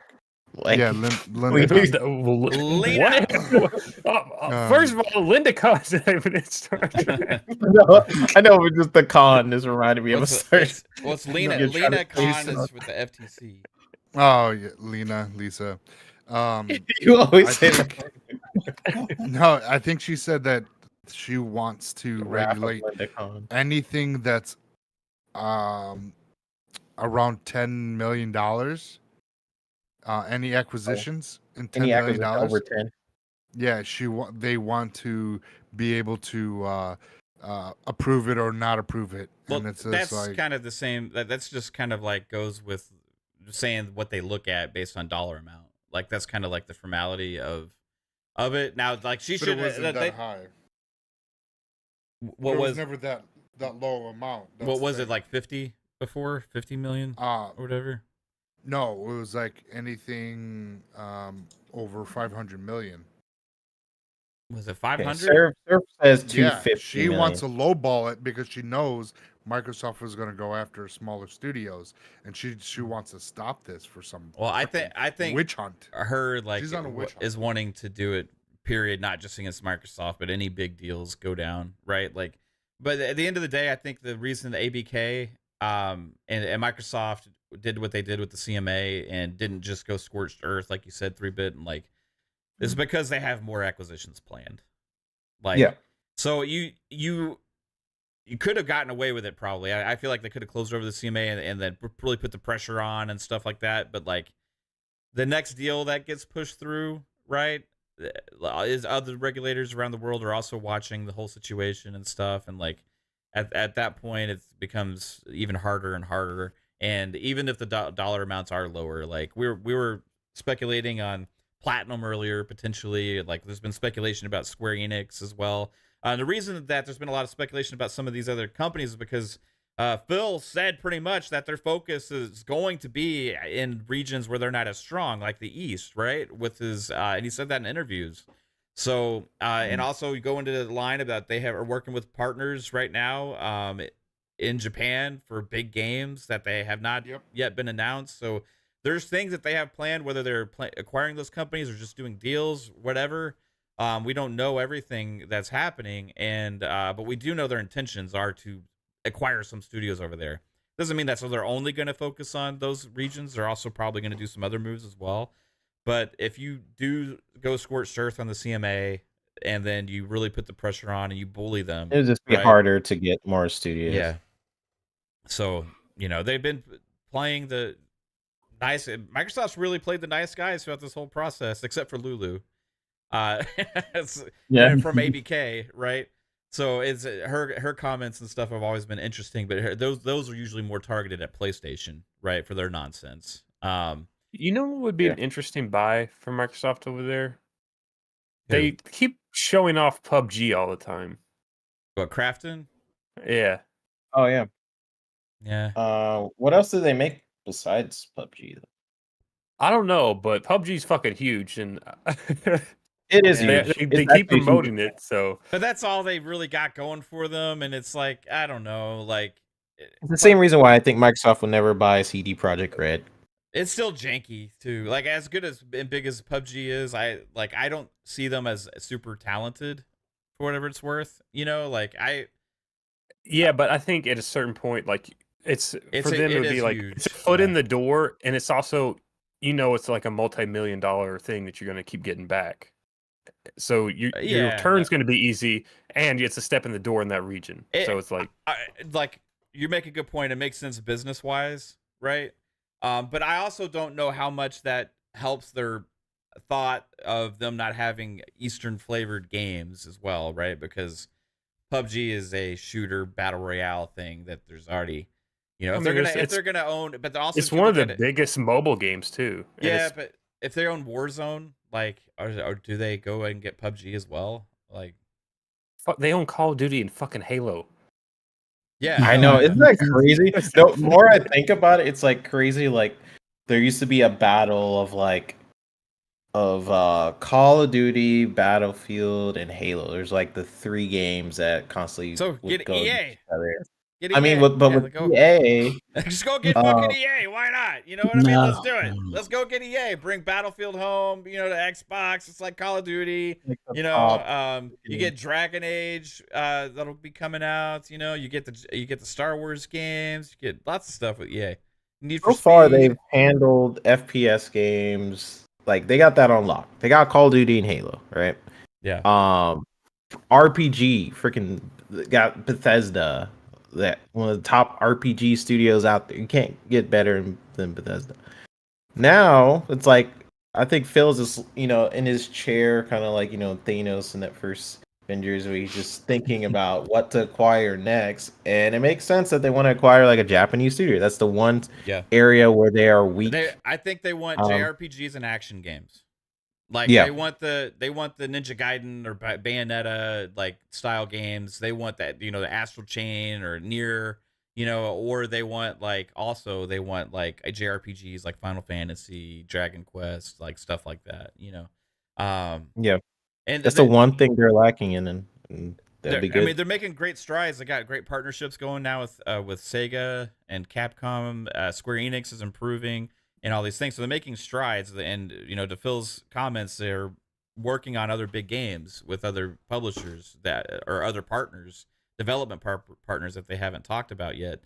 But like over there in the East, like you look at it and cross down the line of like who's more obtainable. Like for me, it's still, it goes to Square, Platinum, right? You look for companies. What do you think Microsoft will buy Square? I think it would be. I talked about this a little bit last couple of streams, 3-bit on Xbox Ultimate, also on last night on Mavcast a little bit. So you have Square Enix, right? They're down 30% since Final Fantasy 16 came out, right? They're like in a very vulnerable state as far as like financials go. Their exclusivity deals they've been doing to try and keep afloat and all this kind of stuff hasn't been working. They shed some of their most talented development studios for pennies on the dollar and let them go to Embracer Group, who are now also in trouble. They shed some of their great IP and let them go in that deal as well. Been making horrible business decisions. Meanwhile, they have tons of talented developers that are great at making JRPGs and action games and all these other things. They also have a huge mobile presence in the East, right? So if you look at it and say like who out of the bigger publishers that are going to make an impact is the most obtainable state, right? Sega's in a great place. Like Sega doesn't need to be acquired. They don't really want to be acquired. They are financially very sound and they're up, right? So there's no reason for Sega to feel the need. Plus, also, if you're looking at Xbox, you have these big partnerships with Sega, and you're already getting tons of their games into Game Pass day one anyway, right? You have a contract with this Cloud Game Initiative, Super Game Initiative, whatever, all that kind of stuff with them as well. You look at Bandai Namco, they're super up. they don't need to sell anybody. They wouldn't sell it to anybody right now. Capcom. We saw that thing with the Yakuza. Like technically, they trapped themselves. Did you guys see that? With Yakuza? With like the only reason it was on Xbox and stuff was they trapped themselves in some weird legal loophole. Did you guys see anything on that? That happened right after the whole cloud. They started putting all those games in there right after they made the announcement for the cloud game, the Super Game Initiative stuff, with this big new partnership that they announced. I don't buy anything with some loophole thing or whatever. Also, so Capcom, they're in a great place. They're super up. Their value's higher than ever before, and like they have great strategy and planning and tons of games always coming out. And their CEO actually just recently was in an interview being like, yeah, they would politely, reject any kind of acquisition proposition from Microsoft. So you look at the other publishers there, right? Like who is a big name publisher that has a lot of IP, that has a lot of talent, that also serves the kind of games that Microsoft's looking for in the East, and it also has a mobile presence because they're always looking to increase that. And it's Square Enix. And they're down. They're down bad, right? And is it a coincidence that they've been all of a sudden chummy again with Square and promoting their games? Final Fantasy 14 Online is finally coming to Xbox, and Square Enix guy was at the Tokyo Game Show right after Sarah Bond talked and announced them, and he is up there talking about releasing games on Xbox and excited for the future and all that kind of stuff. I think that Square, out of the other comparatively to the other big publishers in the East, would actually probably like to be acquired by somebody, right? They are in a state where they kind of maybe need to have some kind of influx as well. So it's interesting. I think Square could be on the table. Say though, like for the somebody, thing with, like the Square and the like Sega stuff like that, they make a lot of Western style Japanese games. Like we know a lot of their IPs, like Final Fantasy and stuff, but like you would think if you wanted to like actually get a hold in that market, you need to get a bunch of random shit that we don't even like know of here. Yeah. No, but like for example, like Dragon We have Quest. a Japanese brand. Xbox has a Japanese branch. I don't know I'm just talking about like there's got to be those random game like studios and publishers that make fucking 100 fucking manga games that we just don't even fucking know of over here. Well, it's like, you look at that would be like Hoyoverse, right? Like places people like that, but they're based in China, right? So, and I think that I'm sure there's like a Japanese one or some shit, but I'm just like saying that would get your like Japanese audience like in hand, because like right now if you just buy like Final Fantasy stuff, you're kind of double dipping a lot of that market because that's also a big Western style game. Yeah, but you also have like Dragon Quest is like the if not Dragon Quest may be the biggest JRPG in Japan. And then you also have Kingdom Hearts from Square is a massive IP that's popular around the world as well. So like it's more than with Square. You have a lot of those other games too. You have like the Steel Rain games. You have some of those, right? But you have your Forspokens. You have a game like the Babylon's Fall that flopped, right? You have other games like Octopath Traveler. There's another popular Switch franchise that's more of that style a game. I can't remember, but it's a Square published one. Old school. They also have Triangle Fantasy that it's also from Square. There's like a lot of different shit that they do that's extremely popular, and that's successful to a degree, right? But they also, on their biggest projects, is where they fail, right? Their biggest projects, the ones that take the most investment from them, that are supposed to be really popular in the West, are the ones where they've been losing out on. Like the Final Fantasy 16s, right? And they tried to make that more appealing to the Western audience. And that's one of the reasons why it failed. Also, the exclusivity deal they did with PlayStation. But I think Final Fantasy VII Rebirth is going to be probably one of their more popular big budget titles. But like, like maybe that's... I wouldn't be surprised if Square, whether it's Microsoft or somebody else, it doesn't announce an acquisition next year.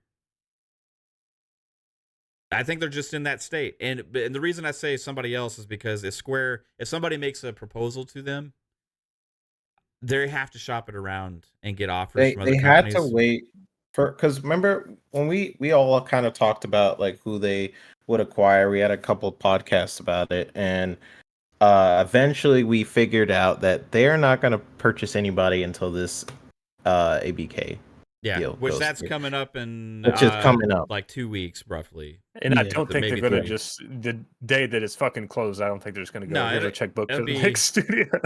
I wouldn't be surprised if they don't start getting those negotiations underway, but because they don't want to lose out on anything, and I think they've been chomping at the bit and making plans behind the scenes, ready to act. For what is the order of action though? Like, do you immediately go and do a big publisher like Square again? Who's you say big? They had that but list, right? They had a list of publishers they were willing to buy. They could get Square for probably around what they spent on ZeniMax Bethesda, right? So, that's probably around what it would cost them, because right now I think they're at 4.5 bills. So you add about, they're usually going for like what 50%, 70% above what the current market cap is. So, you know, you look at that, and the acquisition at that point you'd say is around 7 to 8 billion or something like that, right? So they could probably get it for around there, maybe a little less. And do they see the value in it? That's what it comes down to. And that's why I don't like, as much as I like, Square's not my number one. Like, that's why I don't see it being like a Bandai Namco or like a Sega. I think Bandai Namco's too safe. They don't. Yeah, Capcom's too safe. Sega's too safe. Bandai Namco's too safe. Like, all these companies are really strong position right now, market wise. You know, I don't know if it's that Sega's too safe. I think Sega is content. It's just, I think there is a number that they would, that would be convincing enough for them. But Square, like you said, they're like the best bang for buck kind of deal because of how much they've lost in value over the past year or so.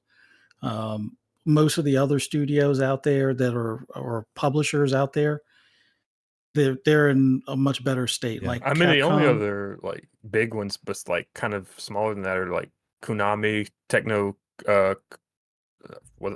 Techno, whatever the fuck it's. Koei Tecmo. Yeah, Koei Koei Techno, Tecmo, yeah. and like there's Nexon. There's I think Nakon's Chinese though. I don't know. There's not really much left. Yeah. Again, there was Krafton. That's a South Korean studio or publisher. Yeah, and Sega is in an interesting spot because they're not like as up as Capcom or Bandai Namco are, and they're the same value as Square, right? So I would say Sega's like more possible than a Bandai Namco or a Capcom, you know, but less likely than a Square. If you want to piss a lot of people off, you buy Square. Oh, That's for sure. I'm here for the salts. I want it to happen. Just That would piss me off because I don't want any of your fucking games. hey, you said Forspoken was like one of your favorite games last year. But Yeah, they're not gonna like fucking make a Forspoken. second one. So what the fuck am I going to get out of it? Maybe they do. Maybe they do just for Jasper. I like Kingdom Hearts. I like to see the Kingdom Hearts games, all of them. And then they sold off all the other good studios to Embracer, who's gonna fucking close them down because they can't make any fucking money. Okay, that annoyed me. I'm with Jasper on that one. The fact that they're like, their American studios like, oh, your guys not making enough money, and then their main studios like, actually, we are not making money either. So it's like, bro, why did you sell them off? So what is the first thing like Microsoft does after the ABK deal closed? What's the first acquisition that they close? Because they're not done, right? It's they've been public about it. Phil Spencer said as much. They're in gonna interviews. pick up some smaller studios that. Yeah, I feel like but a yeah, small but studio. who? Certain Like, Affinity, who makes freaking Tomb Raider? IO. Who makes Tomb Oh, Raider? yeah, Crystal That's Dynamics. Crystal Dynamics. They're Embracer now. I feel like they would save Crystal Dynamics. Yeah, save Crystal D, save Eidos Montreal. Bring them in. Right, I agree. That should be the first action because they're like They're in Embracer Group's trouble. struggling, and also Embracer Group's vulnerable right now. Also, you could probably get some other stuff out of the deal. You know, like I was saying, let's We'll just get Microsoft- Embracer. Microsoft may just sign like another. That would deal be a with them to, monopoly. like develop a game or something, just to give them some money. Like I don't know if Microsoft buys or invests in Embracer just outside of here's $300 million to go make us a game. if I'm Microsoft, I'm worried what Embracer does with Crystal Dynamics and Eidos Montreal, because Eidos Montreal is rumored to be working on Fable. Crystal Dynamics is working on Perfect Dark. You just had Embracer Group lay off employees at Crystal Dynamics. What is the downside if you don't make an acquisition? And remember all the speculation about Embracer Group being like a temporary holding company almost for Microsoft for those companies because they couldn't strike at that time. Like Daryl Gallagher, I'm sure would love to bring those teams in that he already has a great relationship with, and you already have them invested in Microsoft properties, right? Well, I would say there would actually be probably an upside to that going under, because they've been working with them for like a couple of years now. So it's like you wouldn't have to pay their bonuses when the game's done. Not if Well, dang, yes. right. Well, not if all the developers like leave and stuff like that, and then at that point, you know, you're left with a shell of a company, and then you really can't do anything that you're trying to get accomplished with those guys. No, I was just saying there's an upside for Microsoft if like Crystal Financially, went under it. Yeah. Yeah. And then they can hire the choice talent from that studio. Yeah. So I think you got to save them, but I think Embracer Group, I was saying this last night, is like in a vulnerable spot. They need cash influx to help them from this state, right?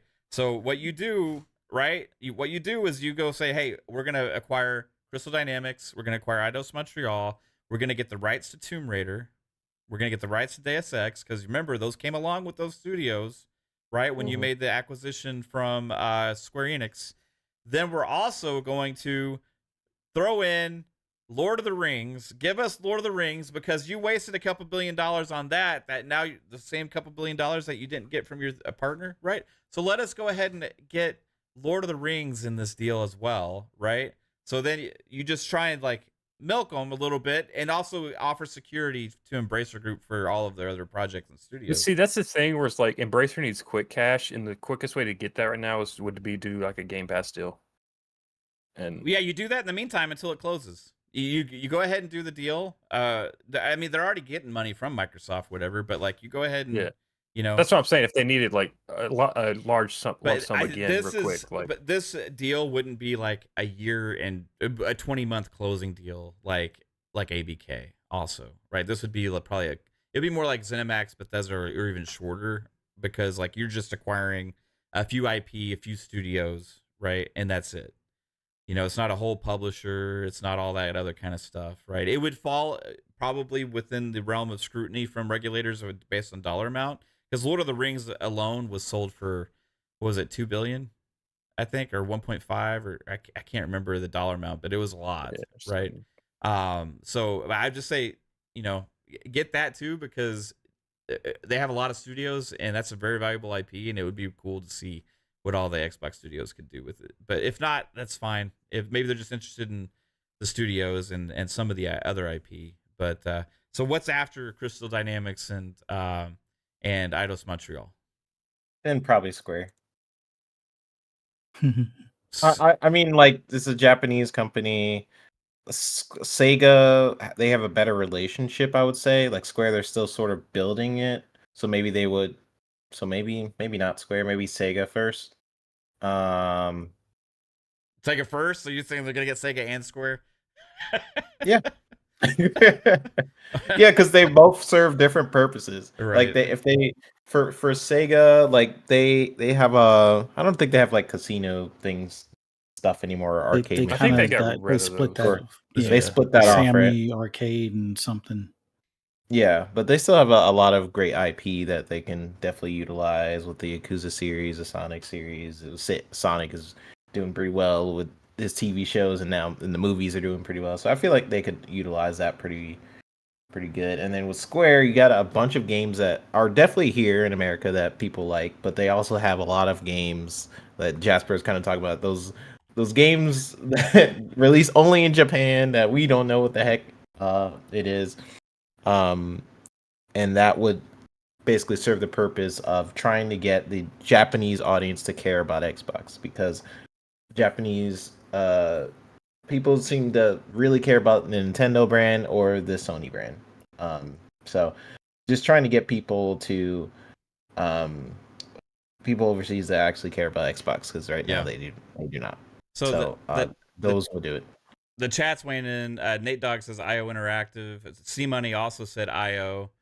Or no, C Money said sorry, Crytek. Asobo and Certain Affinity. These are all been like acquisition targets and like showed up before in the documents and stuff. You know, I challenge certain ones though. Like I challenge when people say he's like CD Projekt Red. I'm like, okay, they kind of own The Witcher. They already said though that they don't want to be sold, right? Like, yeah, and they have investment from Tencent, if I'm not mistaken. Yeah, they own like a percentage of the company.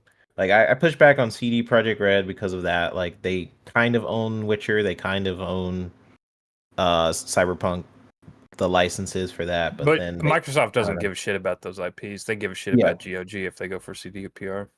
Yeah, and they take forever for those games to come out, so I wouldn't purchase them. With Crytek, like super talented teams. When was the last thing you're getting a game engine out of that, and they don't need another game engine. And their game engine has been reworked so many times because they sold it to Amazon. Like the Crytek engine became, they sold the rights to Amazon, where it became the Lumberyard engine, Amazon Lumberyard. And Crytek doesn't own the rights to CryEngine anymore. They sold a part of it, the licenses to. Or did they just license it? Well, I mean, okay, so Ubisoft pretty much stole CryEngine originally and turned it into the Dunia engine, like with Far Cry 3. When after Crytek stopped making the Far Cry games, they went on to make Crysis, right? Ubisoft took the CryEngine, they kind of morphed it into the Dunia engine. That's why the games all feel the same as they always have, right? And they just evolved it since then. You've had CryEngine. What are they on CryEngine, like 7 or 6 or something now? Yeah, something pretty high, but it's weird because then they try to basically get it back. It's this whole story. They have an interesting story with their engines and like who. See, I think the thing is though, like if Microsoft is going to buy another like smaller studio, I think they're doing that for more of a support studio, and because Microsoft doesn't give a shit about the IPs at the end of the day. Well, it's either a technology or what studio can help us get more games out and fill Game Pass. IPs don't matter. I will say that I feel like if you did acquire Crytek, you're getting probably a good deal on some very talented engineering side. Like, and you say like they don't like need another engine or whatever, right? And that's mainly the thing that they would get there. But like Crytek has always been like on the forefront of pushing technology forward. So you're getting a lot of talent there. Have you ever heard about this Unreal Engine? I don't get me started on that shit. Okay, like I hear fuck on the Unreal Engine. I'm sick of like all the hype about Unreal Engine. This shit so far has produced a bunch of poorly unoptimized, horrible running, trashy games, and every single person out there wants every game to be an Unreal Engine. And I'm just sitting there looking at it. Yay, this Unreal Engine is like, unless it's a Coalition or Epic, I always have trepidation over if something is announced as an Unreal, because I know that shit's probably going to be unoptimized and it's going to probably run at 720p natively. That's going to be like upscaled to 4K or some shit like that. It's just like, yay. Let's all celebrate that shit. Yeah, I don't disagree. I mean, I've used in the way Unreal, like, I see people coming back to me like saying IPs matter. Like IPs did matter before they got fucking Call of Duty and all the Blizzard shit. But now that they got 40 plus studios, they have enough IPs that they have $1 billion IPs. They don't care about IPs anymore. They don't need. That's gonna be a harder sell. That's gonna be a harder sell for the investors now anyway, because the investors want something that can also reflect back on Microsoft's actual corporation side, but not just Xbox. Like, if you're just going for an IP, that's going to be a way harder sell for the investors. Well, I kind of, but one of the leaked documents was about WB originally with the acquisition targets. Was before that Activision Blizzard shit, though. Right. But their plans definitely change once they realize it. I think it depends on the IP, though. right? Yeah, I mean, if there's another fucking $1 billion IP that comes up, then sure. Like, if they could buy fucking Star Wars, they would probably go do that. Right, but like, so if you're crying, but to your point though, but they're not gonna go out and be like, let's go get fucking Mary Poppins or whatever the fuck. It's like, have y'all heard about the new Mary Poppins game coming out? Oh, It's yeah. made in Unreal Engine 5. You're gonna be floating down your umbrella with RDNA 2 shit, whatever the hell this is. I don't know. The reflections of the Fidelity- umbrella. Fidelity FX on the umbrella, Ambient FSR inclusion. FSR 2 shit, whatever the hell it is, and you're gonna be floating around. You know, you're gonna be able to play as Dick Van Dyke, cleaning chimneys and shit. You're gonna have fucking acid Ray trip cartoon tracing. things Chim going Chimaroo. around. Let's go. Mary Poppins the I'd game buy it. coming out 2024. You heard it first here from Jasper. The biggest reason they are acquiring that studio, whatever it is that they bought, that it has Mary Poppins. That's Disney. Yeah. That's the next big Disney licensed game. We heard it here first from Jasper, the one that Special Nick and was talking about. I swear to Mary God, if it's a fucking Imagine. That would be funny. Dude, Like, that would be a great game to have WB work on. Same ones that did Hogwarts, have them do the yeah, Mary Poppins. the Mary RPG. Poppins game. Yeah. Open world Mary Poppins. Game. It's Let's gonna do it. it's gonna be called Supercalifragilisticexpialidocious, and it's gonna come out next year. There's gonna be a definitive edition. It's gonna be called the Spoonful of Sugar edition, exclusively on Game Pass. Will it have a battle pass? Will not? it have a battle pass? Yeah, it'll have a battle What pass. doesn't? Yeah. Nice. Yeah, collect I'll all the buy it. umbrella skins. Yeah. Mary Poppins the game. All right, so Mary Poppins. Game. but to your point, Jasper, about not needing the IPs, like wouldn't Crytek be a strong choice then, because you're getting talented technical development? Yeah, but what else prowess do they without- offer? Like, they offer a game engine, but they don't really need that.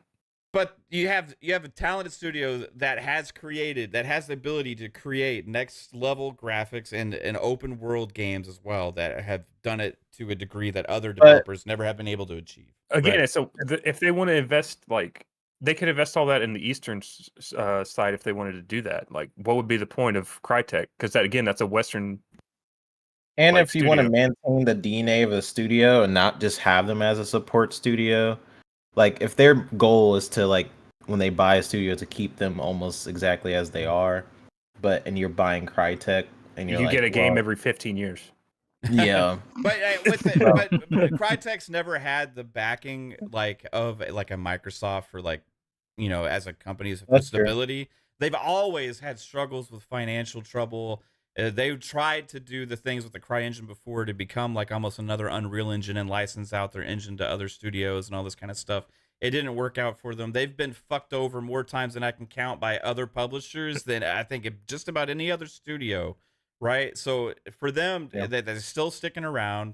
They've had their major ups and downs, but regardless, there at Crytek, you have a deep technical prowess that is probably some of the most talented engineers in gaming, right? Like, that can build an engine and create gameplay fluidity with open world environments that nobody else can really do with fast paced they invented the open world first person shooter. Let's just be real, right? Like, Yeah. Far Cry, and then they did it again with Crysis. Remember, pushing the Well, I mean, boundaries there. I would argue that there was Half-Life and there's Doom and stuff. Doom before wasn't thing- Doom yeah. wasn't open world, and But Half-Life was first off, you have to kinda give- open, but not really. that. You said first-person shooter. Well, I said You open, have to I said give open world Crytek- first-person shooter. You have to give Crytek their flowers. They definitely have innovated in a lot of ways. It's like in terms of what they did with the engine. Yes, there was other first-person shooter. Like, I think technically one of the first-person shooters to have physics was a Jurassic Park game with dinosaurs Yeah. on the And N64. I'm I talking forgot about what it's called. open But world, Trespasser.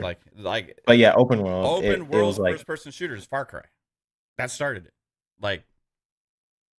Name another massive big open world first-person shooter from a big AAA company before Far Cry. I mean, Halo maps were pretty big back in the day. Oh, come on, Jasper! It really. It's You're gonna- RPG, bro. you're It's gonna- RPG. You compare a Halo map to the first Far Cry, I know. I know. really, they have pushed the industry forward a couple times, right? So you're getting that talent, right? That's what I look for, right? If I'm getting Crytek, it's about talent, right? It's not about like IP. Yeah, they got Rise, they got other things, you know, they Crisis and stuff like that, you know, but like it's not even about the IP because their IP honestly isn't that valuable. It's about the talent there, right? And what they create. The best IP they've made they've been fucked over for it, which is Far Cry. You know, like that Ubisoft was like, we Well, I don't mean, need they're you more guys known for anymore. Crisis anyway. Because people don't associate them with Far Cry, right? Far Cry is way bigger of a brand than Crisis is, but they don't get credit. Now it is, but like Crisis like is known for Crytek. Like that's a whole fucking meme. But that's my point though. That's what I mean by they kind of got fucked over. Like Far Cry, they definitely got screwed over. Like again, when they gave their license or gave their engine to Amazon, it was basically the company was almost going under. So like, okay, let me give the engine to someone else, and then they gave it to Amazon. Amazon created Amazon Lumberyard. They're like, actually, we want the licenses back, and then Amazon was like, no, this is ours now. And then what happened was with Starfield, or not Starfield, what's the freaking other Star game that's never coming out? Star Citizen. Star Citizen originally used Crytek, right? And if you guys look up the whole ordeal, like that was like the engine that Crytek was like, oh man, we could use this game to kind of launch Crytek again and be like, here, look, this is what the engine can do. I feel like if they were going to acquire anyone, it would just be like smaller indie studios to do those like popular indie artsy fartsy games that always get fucking game of the year, like a Stray type studio, like someone like that. That's I think the smaller kind of acquisitions they would do first, like those random studios that do fucking indie games that get game of the year, that kind of shit. Yeah, I wouldn't. I mean, Crytek, I agree with Mav and where they have a history of like really innovating. It would be cool to see Rise 2 come back to the Xbox brand and that be launched. But other than that, I don't know if they have a lot to offer. And when I try to think about what Xbox is going to acquire next, I think about how can they funnel it into Game Pass as like the first thing, and does it fit within what we actually need? What Phil has stated. That's the way I think about it is, can we put it in Game Pass, and how does it benefit Microsoft as a whole? Yeah, and so far because the only the thing with Activision is they got all the cloud and like servers and all that bullshit with it, so it benefited Microsoft as a whole. Same thing with Bethesda; they got all their fucking cloud technology with like no latency. They got that from Bethesda, so it benefited Microsoft as a whole. But it also benefits Xbox because they get the games and get the Game Pass stuff. Yeah, I don't see buying Crytek. I don't see how it benefits them as a whole. Like Jasper said, I agree. Like I feel like they just will be looking for a studio that fits a current hole that Microsoft has, because they are trying to basically just have Game Pass as the thing to go to. We've seen their 2030 plans. Like they want to funnel a lot of people into Game Pass, and the only way to do that is content. And how do you do the content? You give different genres of content to different people. And right now they are just looking for, based on what Phil said on multiple interviews, we want Japanese content. We want a Japanese studio. So I would look towards that, but I feel like the other small gaps that they have is someone like a Crystal Dynamics for like maybe some third person action venture type games, and they are super talented at doing that, so that would fill that gap. Some Japanese content in there that's for Sega or Square Enix, that fills the other gaps. So I feel like it's going to be those three, because Mav, your question was like, who are they going to buy right after? Yeah, maybe like a Crystal Dynamics. I feel like immediately will go towards like a Japanese studio, right? So that's what I chat think. was saying. IO Interactive chat was saying Certain Affinity, Asobo, Iron Galaxy as well. All those would make sense because you're filling development needs with a lot of those. And I think studios. those are cheap enough to where it doesn't really necessarily matter if it's benefiting Microsoft's whole, because you could probably pick those up for like $100 million. And Microsoft's going to not look at that like. What's Crytek's market cap? They can't be worth that much. I would assume that would probably go for like 500 million. And day of more than that. 4568, he said, "How did Ninja Theory or Double Fine offer something to Microsoft? Not all studios offer something to Microsoft." Again, those were cheap compared to a fucking It was $7 billion deal. and it fitted for its time. Yeah. You have to also think about when Microsoft purchased those studios. They had like no games coming out. They needed something to have besides Halo and Gears, and Ninja Theory was pretty cheap at the time. Double Fine was very cheap at the time. They both offered different types of games. They're like, okay, we could have that under our umbrella. That's like you have to think about that Microsoft isn't going to blink at $100 million deal. Like it's whatever for them. Yeah, that's just like pushing money. Yeah, they made that during this podcast. The investor's like, I guess I'll just skip a yacht day and just come into work. Yeah. During this podcast, they purchased like 10 of those studios just by existing. I mean, Crytek is. I think you can get them for pretty cheap. How much would it be? I don't know. But I mean, I'm talking about they're a private company Less too. than $1 billion, right? They're They're a private company as well, right? So, I'm like not sure. 300 million, maybe 200. I have no clue what the current value is, but it's probably a lot less than it used to be. You know, how much was Bethesda? They paid $7 for billion. $7 billion, but their I think market cap was like 4.5 or 5 at the time. Yeah, Okay. Crytek has 270 employees. They are a private company. They have a lot of the same talent that has made their engines in the past. I mean, you're looking at, imagine them with Microsoft backing to like actually create their dream games, right? Like Rise 2. And the reason I say they got fucked over is because, yeah, we think of them for Crysis and stuff, right? But we should think of them for Far Cry. And we don't. Yeah. Because after Far Cry 1, after Ubisoft got the tech and the engine, that's like saying the franchise, that's like saying you shouldn't think of fucking Xbox for Bethesda games because fucking Xbox bottoms. Like Ubisoft bought Far Cry fair and square. That's just their shit. Yeah, but Bethesda still develops the games. We still give Bethesda credit for the development of it, like as well as Xbox, right?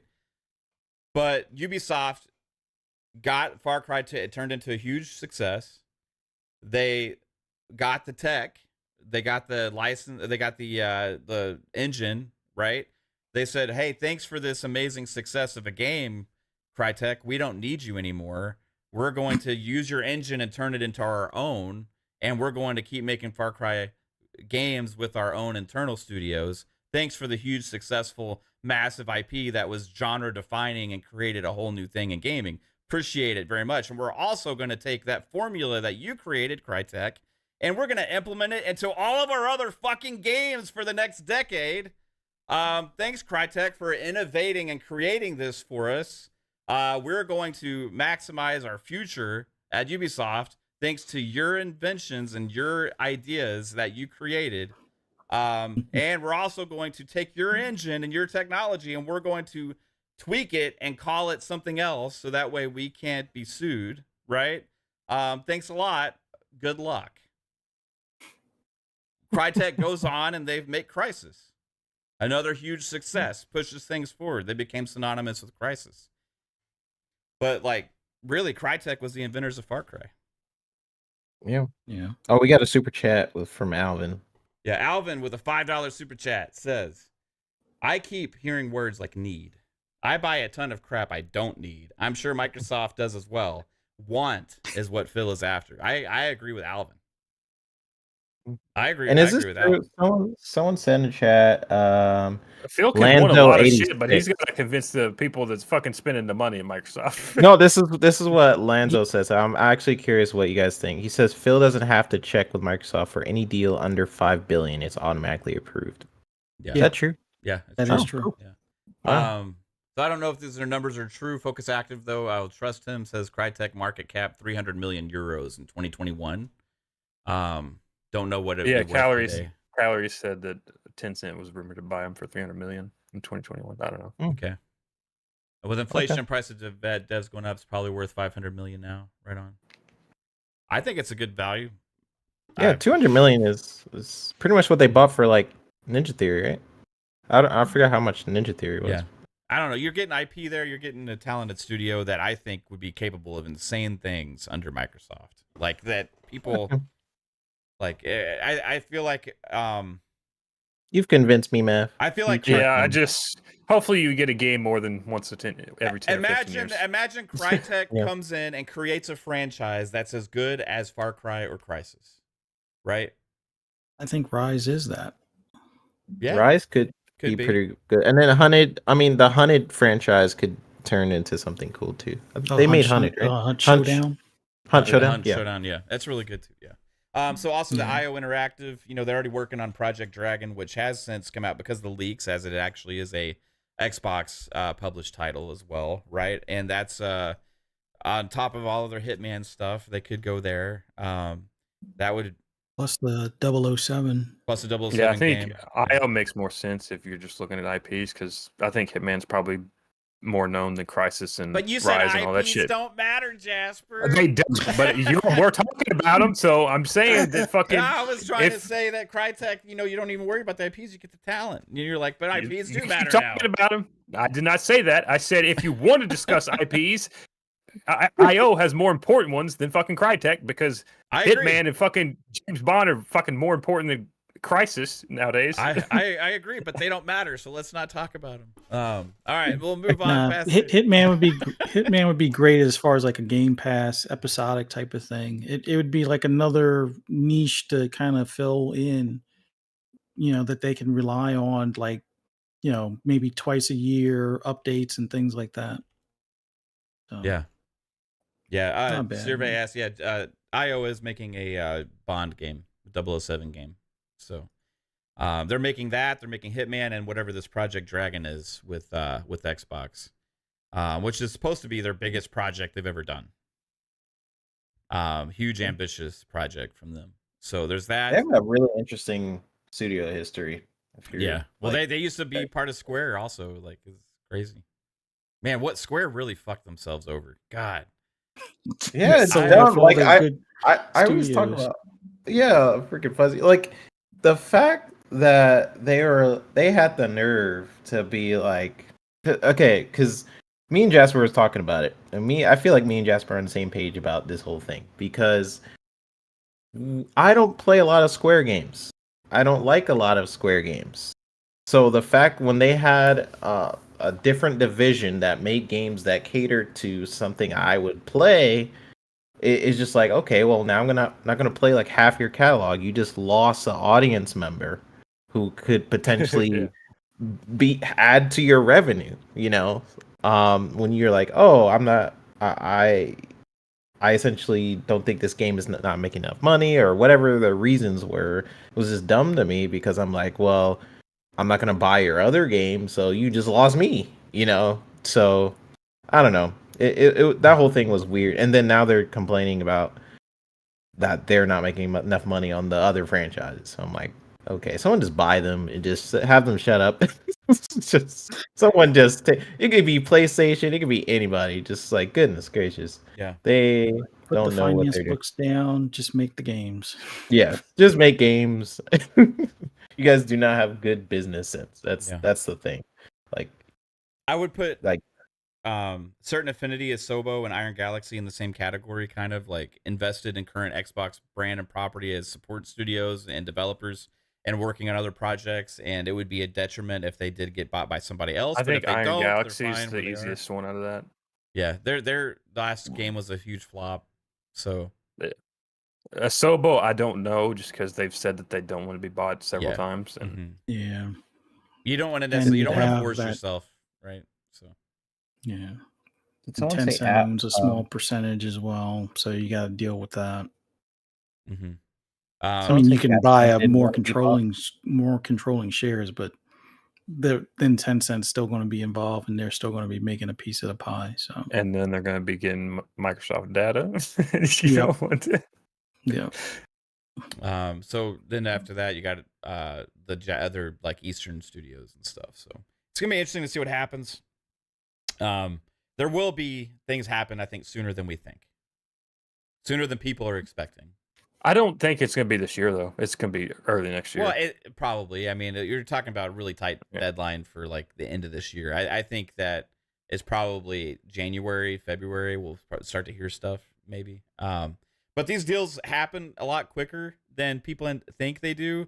You know, I remember when ABK came out. Oh, had to have been discussions for like years or like a year and stuff. Like you look at it, this shit was made public. Like you can actually go look at the timeline of how things go down, and it was like within 6 weeks or less that this whole deal. I think it was more like I think it was like 2 or 3 weeks, and that's including the shop around thing. I mean, this was like a tight timetable between, you know, the first discussions until announcement of close of like that we're acquiring them, right? So that's these things can happen, and it can happen a lot faster for smaller companies too. So, you know, if Microsoft makes me an offer I can't refuse. You know, especially the private companies, they're going to be even easier. You know, ZeniMax Bethesda was a private company, right? What was that? Yep. If it's a private company, if it's a private company, I made a whole video on this. It's a lot easier to acquire because you're just dealing with the board members or something like that. If it's a public company, you are dealing with shareholders. You're dealing with different processes that have to take place. Yeah, like you can easily buy a private company and not get the law and stuff involved. Like, be like, I want to buy your company, so it's like, okay, here you go. Also, it doesn't become public a lot of times until after it's done with a private company. You know. You have no obligation to share it with the public. Yeah. It depends on the dollar amount, I feel like, as well. Like some of these smaller studios that got acquired, they all just got announced, and there was like, hey, they're already part of the Xbox family. Like, okay, that's cool, but no, they kept them somehow. They kept all those under wraps. Like those didn't get leaked. You know, like we didn't know about Double Fine. We didn't know about like all these other studios, like Undead Labs, Obsidian, and all these things that were going to be acquired by Xbox. Like it didn't come out until they stood on stage and said, "We're welcoming Obsidian to the family." It's like, what? How did that? The Obsidian's now part of Xbox? Like, okay, Double Fine too? Like Undead Labs, Playground? Undead Labs has probably been their worst studio that they've acquired. They have literally offered nothing so far. There's a lot of State of Decay players, right? You got to think of the value. They keep on supporting the game. Yeah. You got to think of the value of probably what they acquired them for is like, you know. Hopefully like a fucking McChicken or something. A McChicken, come on! State of Decay is great. They have, I think, State of Decay 3 is going to be a different level of game from them. I hope so. I mean, I love State of Decay though. They celebrated over 10 million players, I think, on State of Decay 2. Yeah, it took them 10 years too. 10 years. No, it didn't take 10 years. Who are you, Jasper? You're Mr. like negative today. What? Are you still mad that old man ran into your house? Is that what's going on? Oh, people stay off my house. Did he work for Undead Labs or something? Like, did you think he was trying to run over a zombie and accidentally crash into your house because he'd been playing too much State of Decay? Yeah, because the driving's so shit in that you can't fucking steer and you crash into buildings all the time. Was he eating a McChicken when he ran into your house? The McChicken that was traded for Undead Labs. Imagine. Come on. We can imagine. Everybody sucks, says Jasper. Oh man. Yeah, Jasper needs a Snickers bar.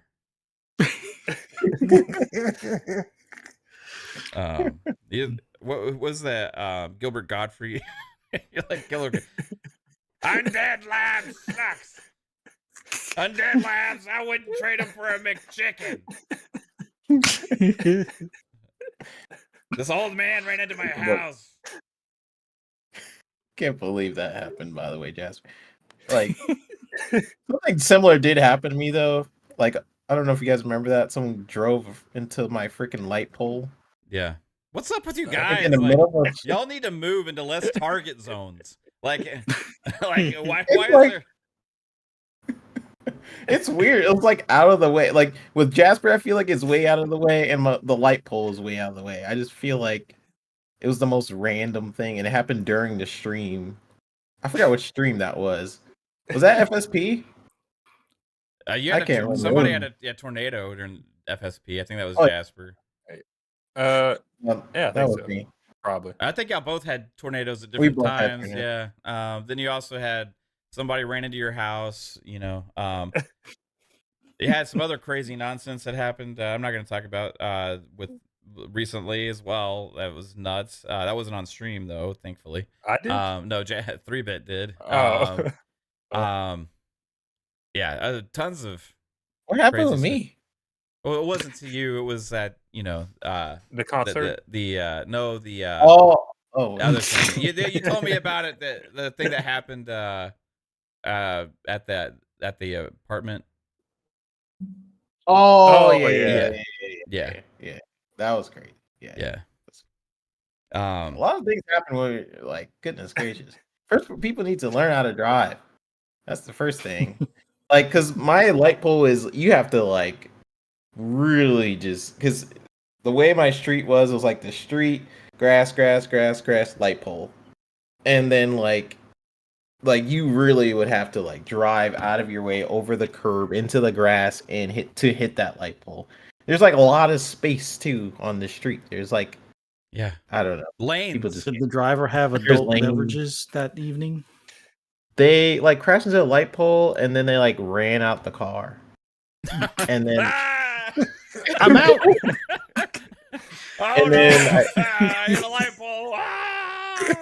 I think they were trying to. This isn't even my car. You just like run out of the car after you hit the light pole. What do they think?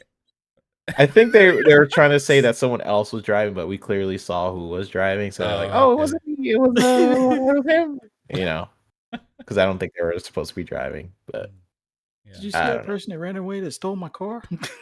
The old man ran out of his car. Knocked on Jasper's door. Your house hit me, Jasper. Your house hit my car. What were you thinking? Your house was in the way. Jasper's sitting there with no pants on, his boxers. Like, you're not even wearing pants. Like, what are you doing? You're driving your house irresponsibly. These motherfuckers, they had to call a tow truck place that they know. So it took like fucking 5 hours. There's like 5 hours a fucking car was stood up against my goddamn house because they wouldn't let the police go. They had to call Bill from across town. Bill's towing. It's cheaper. It's crazy.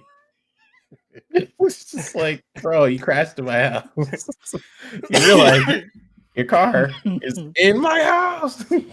Don't worry. I know the tow truck guy. He'll be here in it hit weeks. The like the chimney area, and the fire department's like, yeah, if you didn't have a chimney there, it probably would have went through a little bit. But so yeah, at least the chimney's there.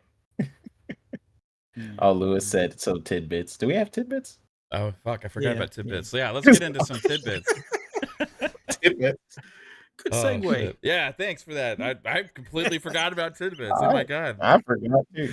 Yeah, thanks, Lewis. Hey everybody, this is the last segment on FSP Fun Vacation Podcast, where we look ahead at the games releasing for the week. Let me know when you're ready to play. All right, this is tidbits, everybody. Let's have some fun and take a look at some games. Is this a good week for games? Would y'all say? Cyberpunk DLC. That's about it. Yeah. Okay. Was there no audio?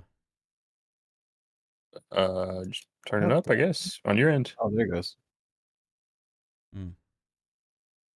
Remember, I'm gonna have to back out of the activity and come back in. Oh. Don't worry, I don't feel like I'm missing too much with this one.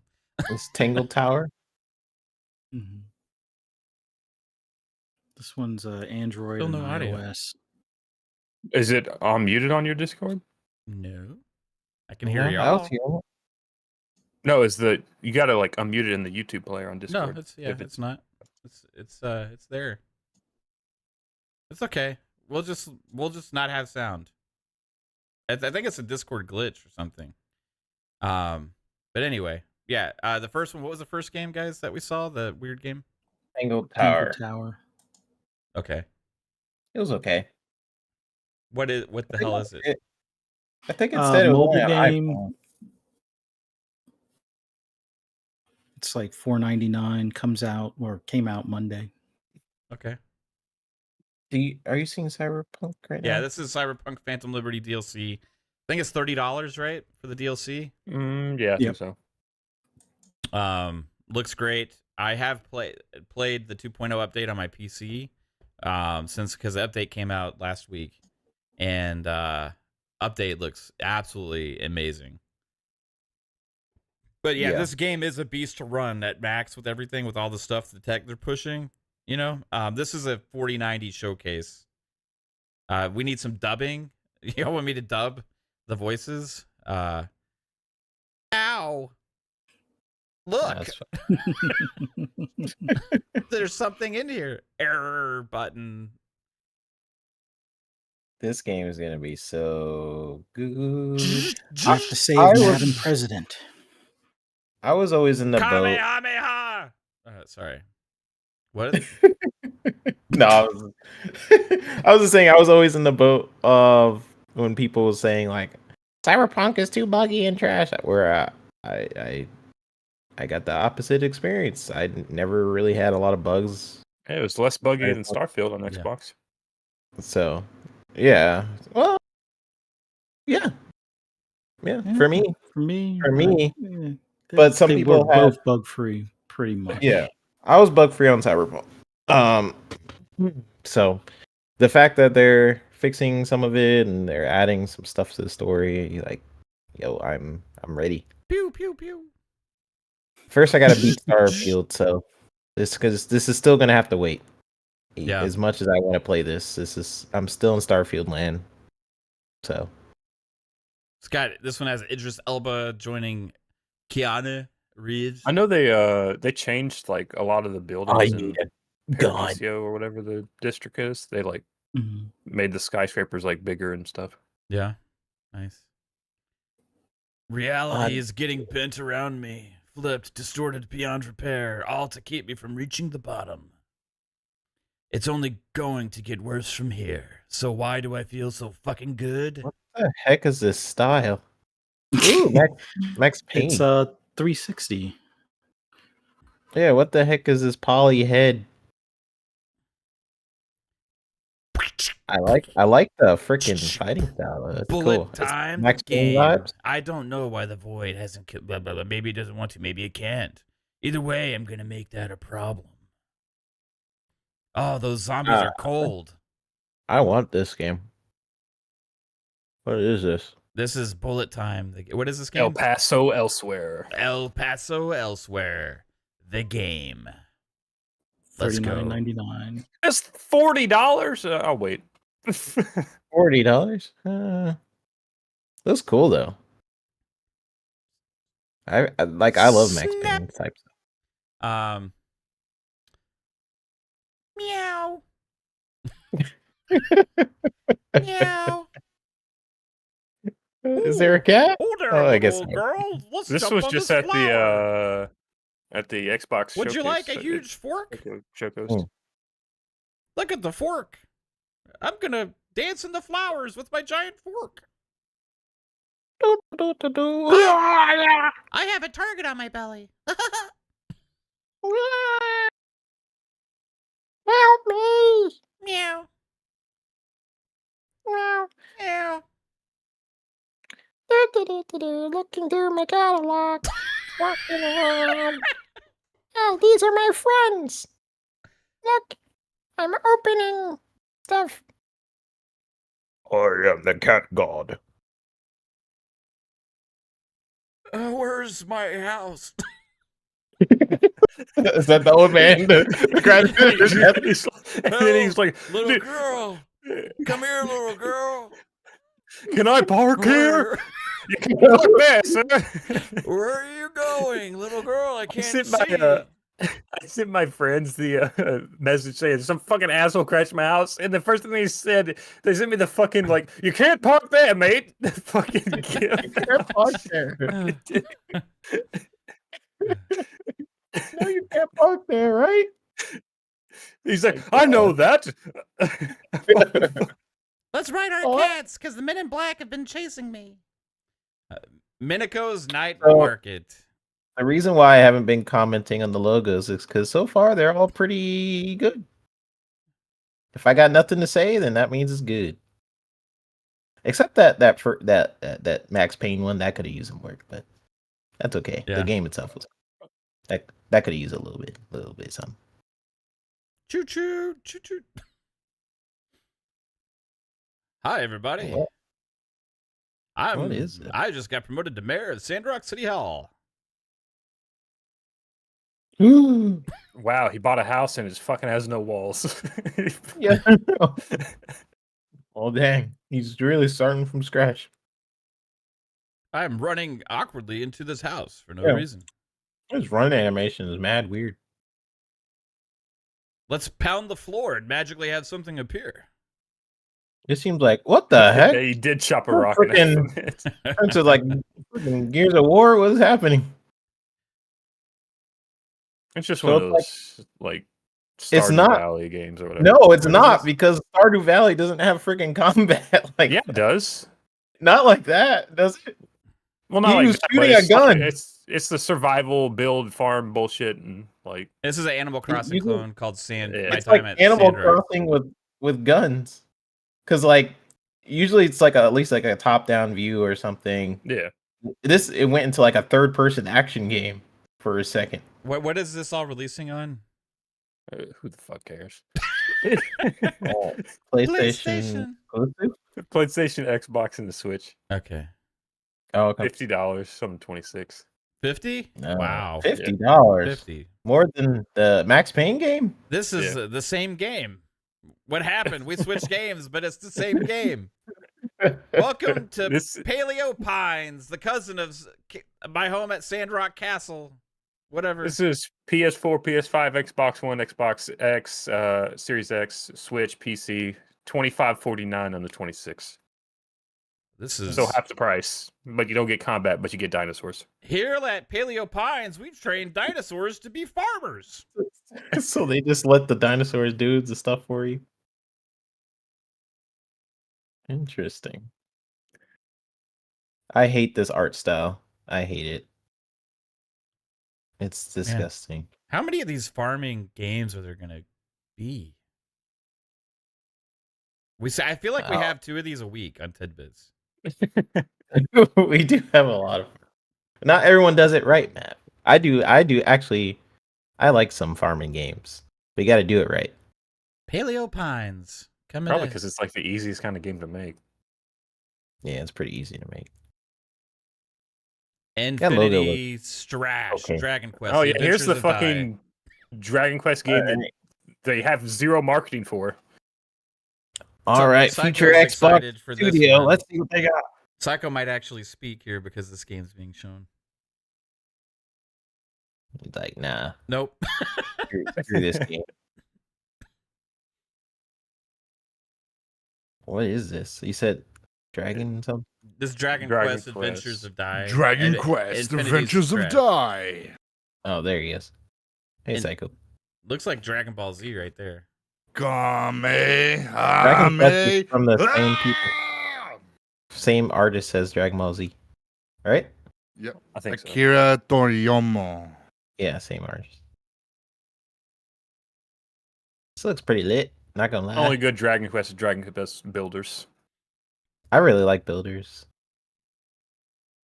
That was the first Dragon Quest game I've ever played. Pretty fun. Dang, that dragon looks straight out of Dragon How Ball much Z. is this? This isn't Game Pass, right?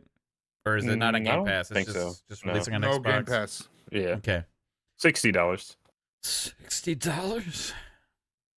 It's coming out on the Switch. You're not far off with the noises. A tale of courage and You adventure. gotta do more. It's got to be more higher pitch though. It's gotta be like. Help my friends! Yeah!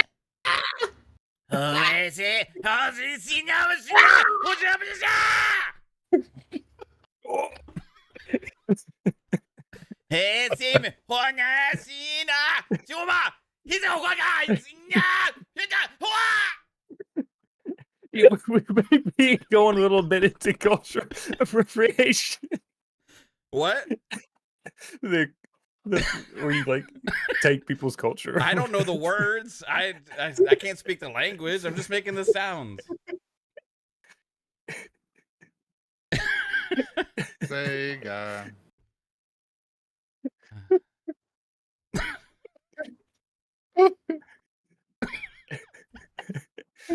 Oh shit. Sorry. Die. Sonic.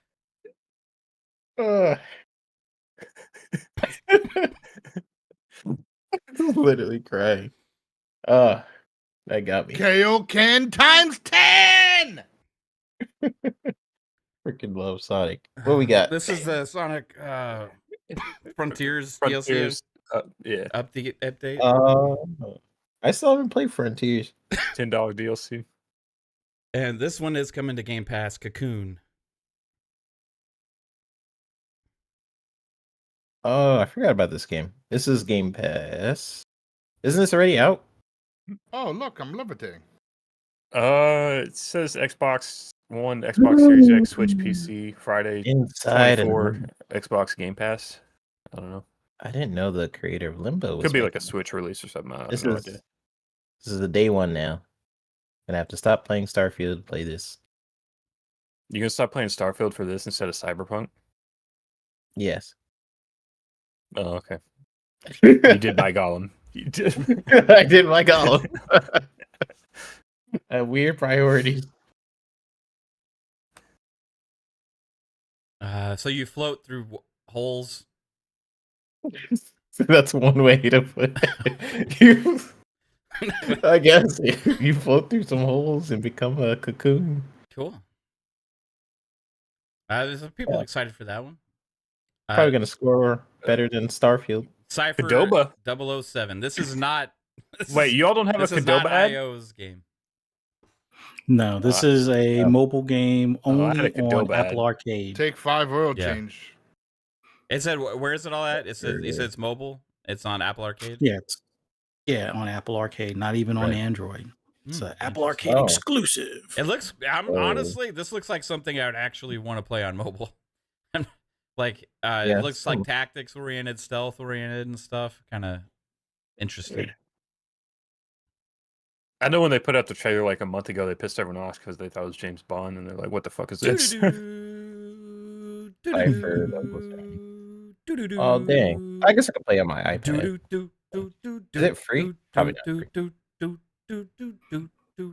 It said he put free to play. I don't know, maybe. Now, if you're into soccer, this is probably the biggest one on the lineup. Oh, this is the new FIFA, right? Because they can't use FIFA. Yeah. Yep. Oh, this isn't even the football club manager. This is the actual FIFA. Yeah, this is new Okay. FIFA. Oh, They lost the rights to the name. Well, they just didn't feel like paying $17 billion every year for it. Hypermotion. And they like to just rename the systems that's already in there. So Yeah, it's probably just welcome to EA. We got new Motion Flow 8.0. and it's literally the Only same. on next You with an gen. all-new sports engine where you can juke like never before, feel like a player on the field. It's like FIFA We 98. said this last year, but this year we really mean it.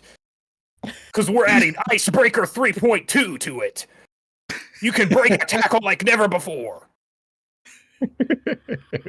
We have new head physics. The most realistic physics in Madden yet. I mean FIFA. Watch the ball go backwards somehow to fucking for the guy to catch an interception because that makes fucking sense. Because welcome to Madden. Give us $90 for some fucking gold cards, bitch. Your feet process 10 times the teraflops of data in 3.2 seconds. Next year we're gonna introduce Icebreaker 4.0. What you gotta pay for to access. FC 24. What does it stand for? Football club. Oh, okay. How original. Not fetus challenge. What? What? What the heck?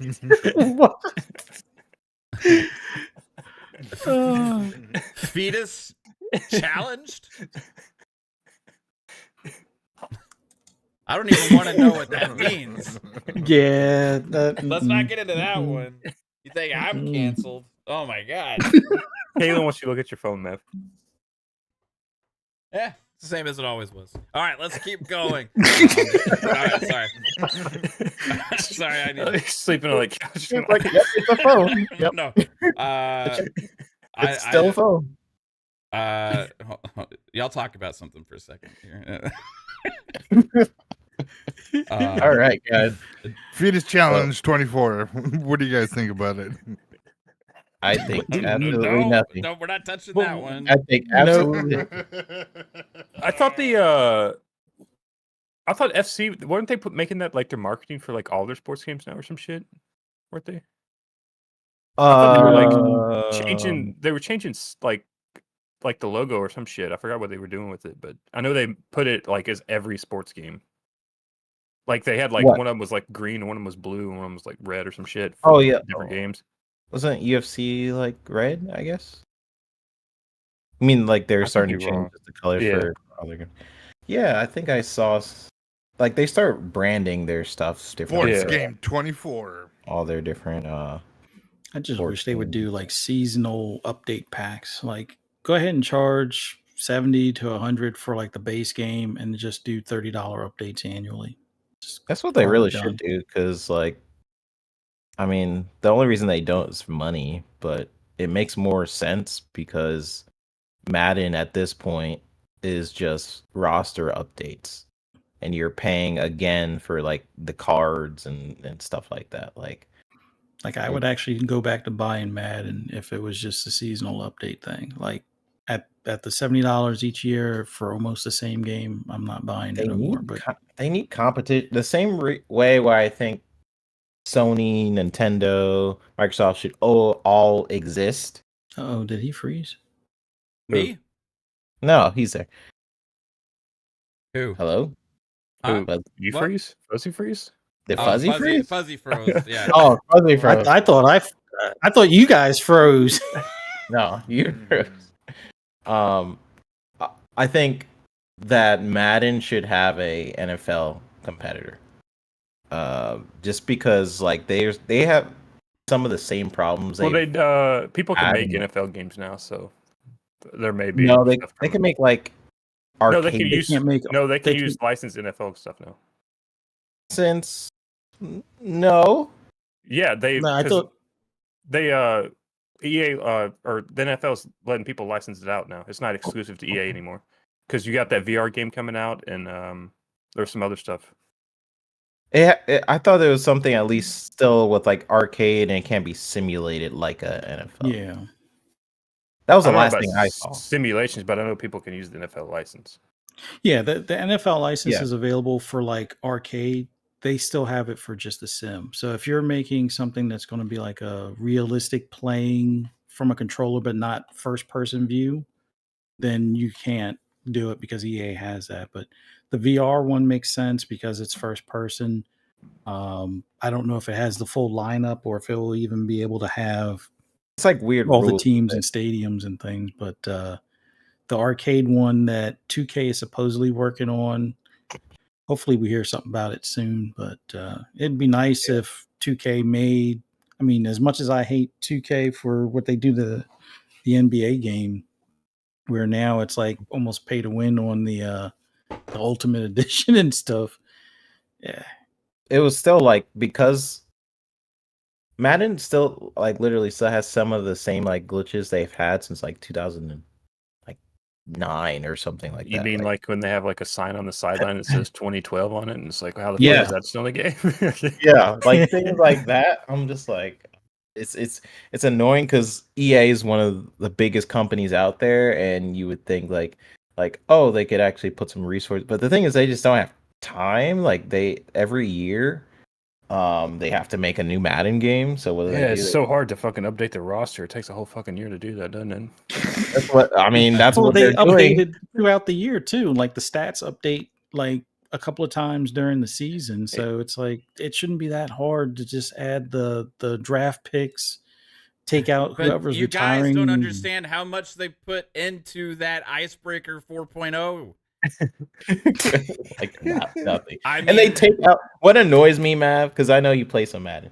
What annoys me is they take out features and then they reintroduce it in the next Madden and be like, "This is the brand new Icebreaker." Like this was in the game like 4 Maddens ago, and then you guys are taking it out, and that's what annoys me about it. So I think with some competition, like a 2K, it would just really benefit them. I mean, like, even when they were competing with themselves with fucking EA, NCAA football, like the fucking college ones was the fucking best because they actually experimented with shit. Like that was cool too, because that was actually really cool. I hope they go back to that one day. Like, that's still I'd love the college games. Like, I didn't really care too much for like the pro versions, but the college games I always played those. yeah. But I feel like they would only do that because if you think about where they were with NBA games, they were like NBA Live was like the top NBA game for a while. Then 2K kind of just came in, kept innovating. It kind of forced EA to like get their stuff together. They tried again in another year, and they're like, okay, we can't compete against them. Bro, they had the fucking. They also had the best tagline, like startup fucking screen ever. It's like EA Sports. It's in the game. Like you don't even fucking have that anymore. Like yeah, it's like they're kind of, but it's not. You know, it's like it used to be big because like the intros to the games would actually have the real players say it and stuff. You know, be like, oh, that's cool. You know, but anyway, yeah, it is what it is. I think that their games are still fun. I think they do need to innovate on the distribution of them. The game's a scam, and you need to stop buying it so they can fucking make new shit. Yeah, Mav, you're part of the problem. I know, like I think they need to change the way they do it, but it's like such a big moneymaker for those companies. Like it's got to be a tough because people keep buying the shit. Yeah, it's got to be a tough transition for them. I've always kind of thought they needed to separate the Ultimate Team stuff into a free-to-play thing. You know, have a separate game that's like Ultimate Team free-to-play. Have a different team just constantly work on that. Have its own thing because like spending $70 on a game and then you're selling these fucking bundle packs for $100 every weekend and stuff like that is just like outrageous, right? For digital cards that are going to have no value by the time the next game releases, right? So even actually 2 weeks later, they don't have any value because another card's come out and devalues everything you spent all your money on. It's just like a ridiculous thing, right? But the people still do it a lot. I was a big part of the problem for a while. I was really into Ultimate Team. Occasionally I'll still like check something out, but I don't like get like the huge bundles like I used to and stuff like that. I haven't bought a Madden since 2008. Yeah. Wow. You know how many different like motion flows and icebreakers and shit they've added since then? I'm sure it's totally different now. Yeah, so different. I haven't bought a Madden since 2K25. That's not a Madden. Not a Madden. 5 was my favorite Madden game. It was kind of cool because, like, if Did you you name say your 2K25? No, Madden 2025. That doesn't exist. Sorry, 2005. Oh my god, 25th anniversary one. See if you guys said no. 2K25. Psycho screwed me up.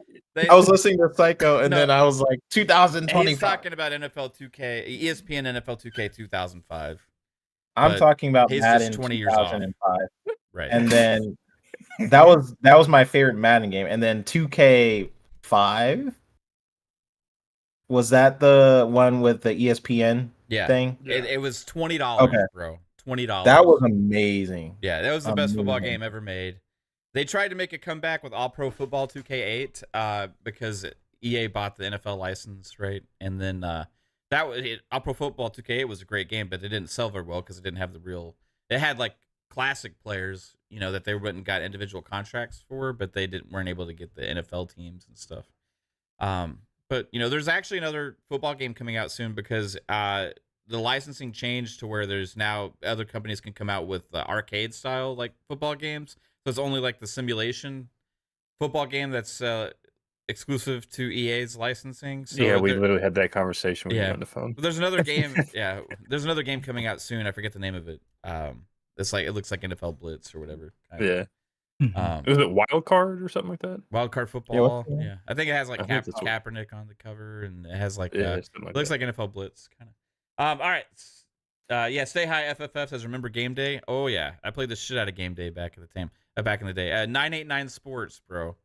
NBA Shootout. I loved NBA Shootout for a long time. NBA Shootout was my favorite basketball game. Then they had a Game Day was great. Lots of I really awesome like stuff. NBA Live 02. NFL Fever. Like, you have to like battle Michael Jordan and unlock him, and he was friggin' impossible to beat. Yeah, NFL Fever was fun. So was the baseball game that Xbox had back then. It was like, fuck, what was that called? Was it not RB? Was it What? RBI? No, I said RB. No, it was God. What was the name of the baseball game that Microsoft had? It was really I good. know what you're talking about. It MLB was- Fever. No, it was like crazy. Like you could M- do like MVP crazy home baseball? runs. Was it MVP baseball? No. not that That one. was that was an old NFL EA. Streets was the best Or that's maybe football game that PlayStation. wasn't like a mainline game. Xbox. Triple play, stay high. Said? MLB. No, Triple Play was EA back in the day. Oh, okay. Xbox MLB game. That's what I typed in. And then It was on the original Xbox. High Heat. High Heat. Yes, that was it. Oh, okay. Yeah, Nice. yeah. That was crazy back then. Or no, it was Slugfest. Slug. No, Jordan, no, baseball? Slugfest was Midway. Slugfest was Midway. I think it was High Heat. Maybe it was High Heat. High Heat was 3DO, and then there's All Star Baseball on the original Xbox as well. Maybe I'm thinking of. Well, maybe it wasn't an Xbox like published. Maybe it was Slugfest. It was on. You remember playing it on the original Xbox? Yeah, it was nuts. You could like punch, like you could like run home and you could like punch the batters and stuff. Like you can get in fights, and it was crazy. I think it was Slugfest. Are you talking about hockey? Yeah, that No, sounds I'm talking like about baseball. no, that bro. sounds like a midway game. I've been playing NHL Hits, and it's freaking Could have violent. been backyard baseball. I mean, you play as like little 8-year-olds, you could punch each other. That other game that Sounds like Super Mega League midway. Baseball is really good. But Slugfest they you don't could have a punch. license or anything. They just have a few players and stuff in this new one. It's really good though. Recommend everybody check it out. But that's gonna do it for the show, everybody. We're going on 3 hours. Holy shit. Thanks for watching, FSP. So people said that this was our best tidbits yet. So maybe we'll do it without sound going forward, and we'll have to provide the audio. Yeah, we'll see how that goes. Psycho, tell everybody where they can find you, bro. I just want to say thank you for everyone that came out tonight. You guys are great. Always an enjoyment to do shows with you guys. But you can find me on social media at Psychonauts 8 everywhere. Mondays here at FSP at 10. Tomorrow we have Fun Pop at 10 o'clock. And then Xbox Ultimate at 10 o'clock as well. Thanks for coming. Yeah. Sound like an infomercial. I know. It sounds like he's fucking reading off a script. He's been listening to too many of those damn audiobooks from his local library. I was not paid by fun speculation to read this.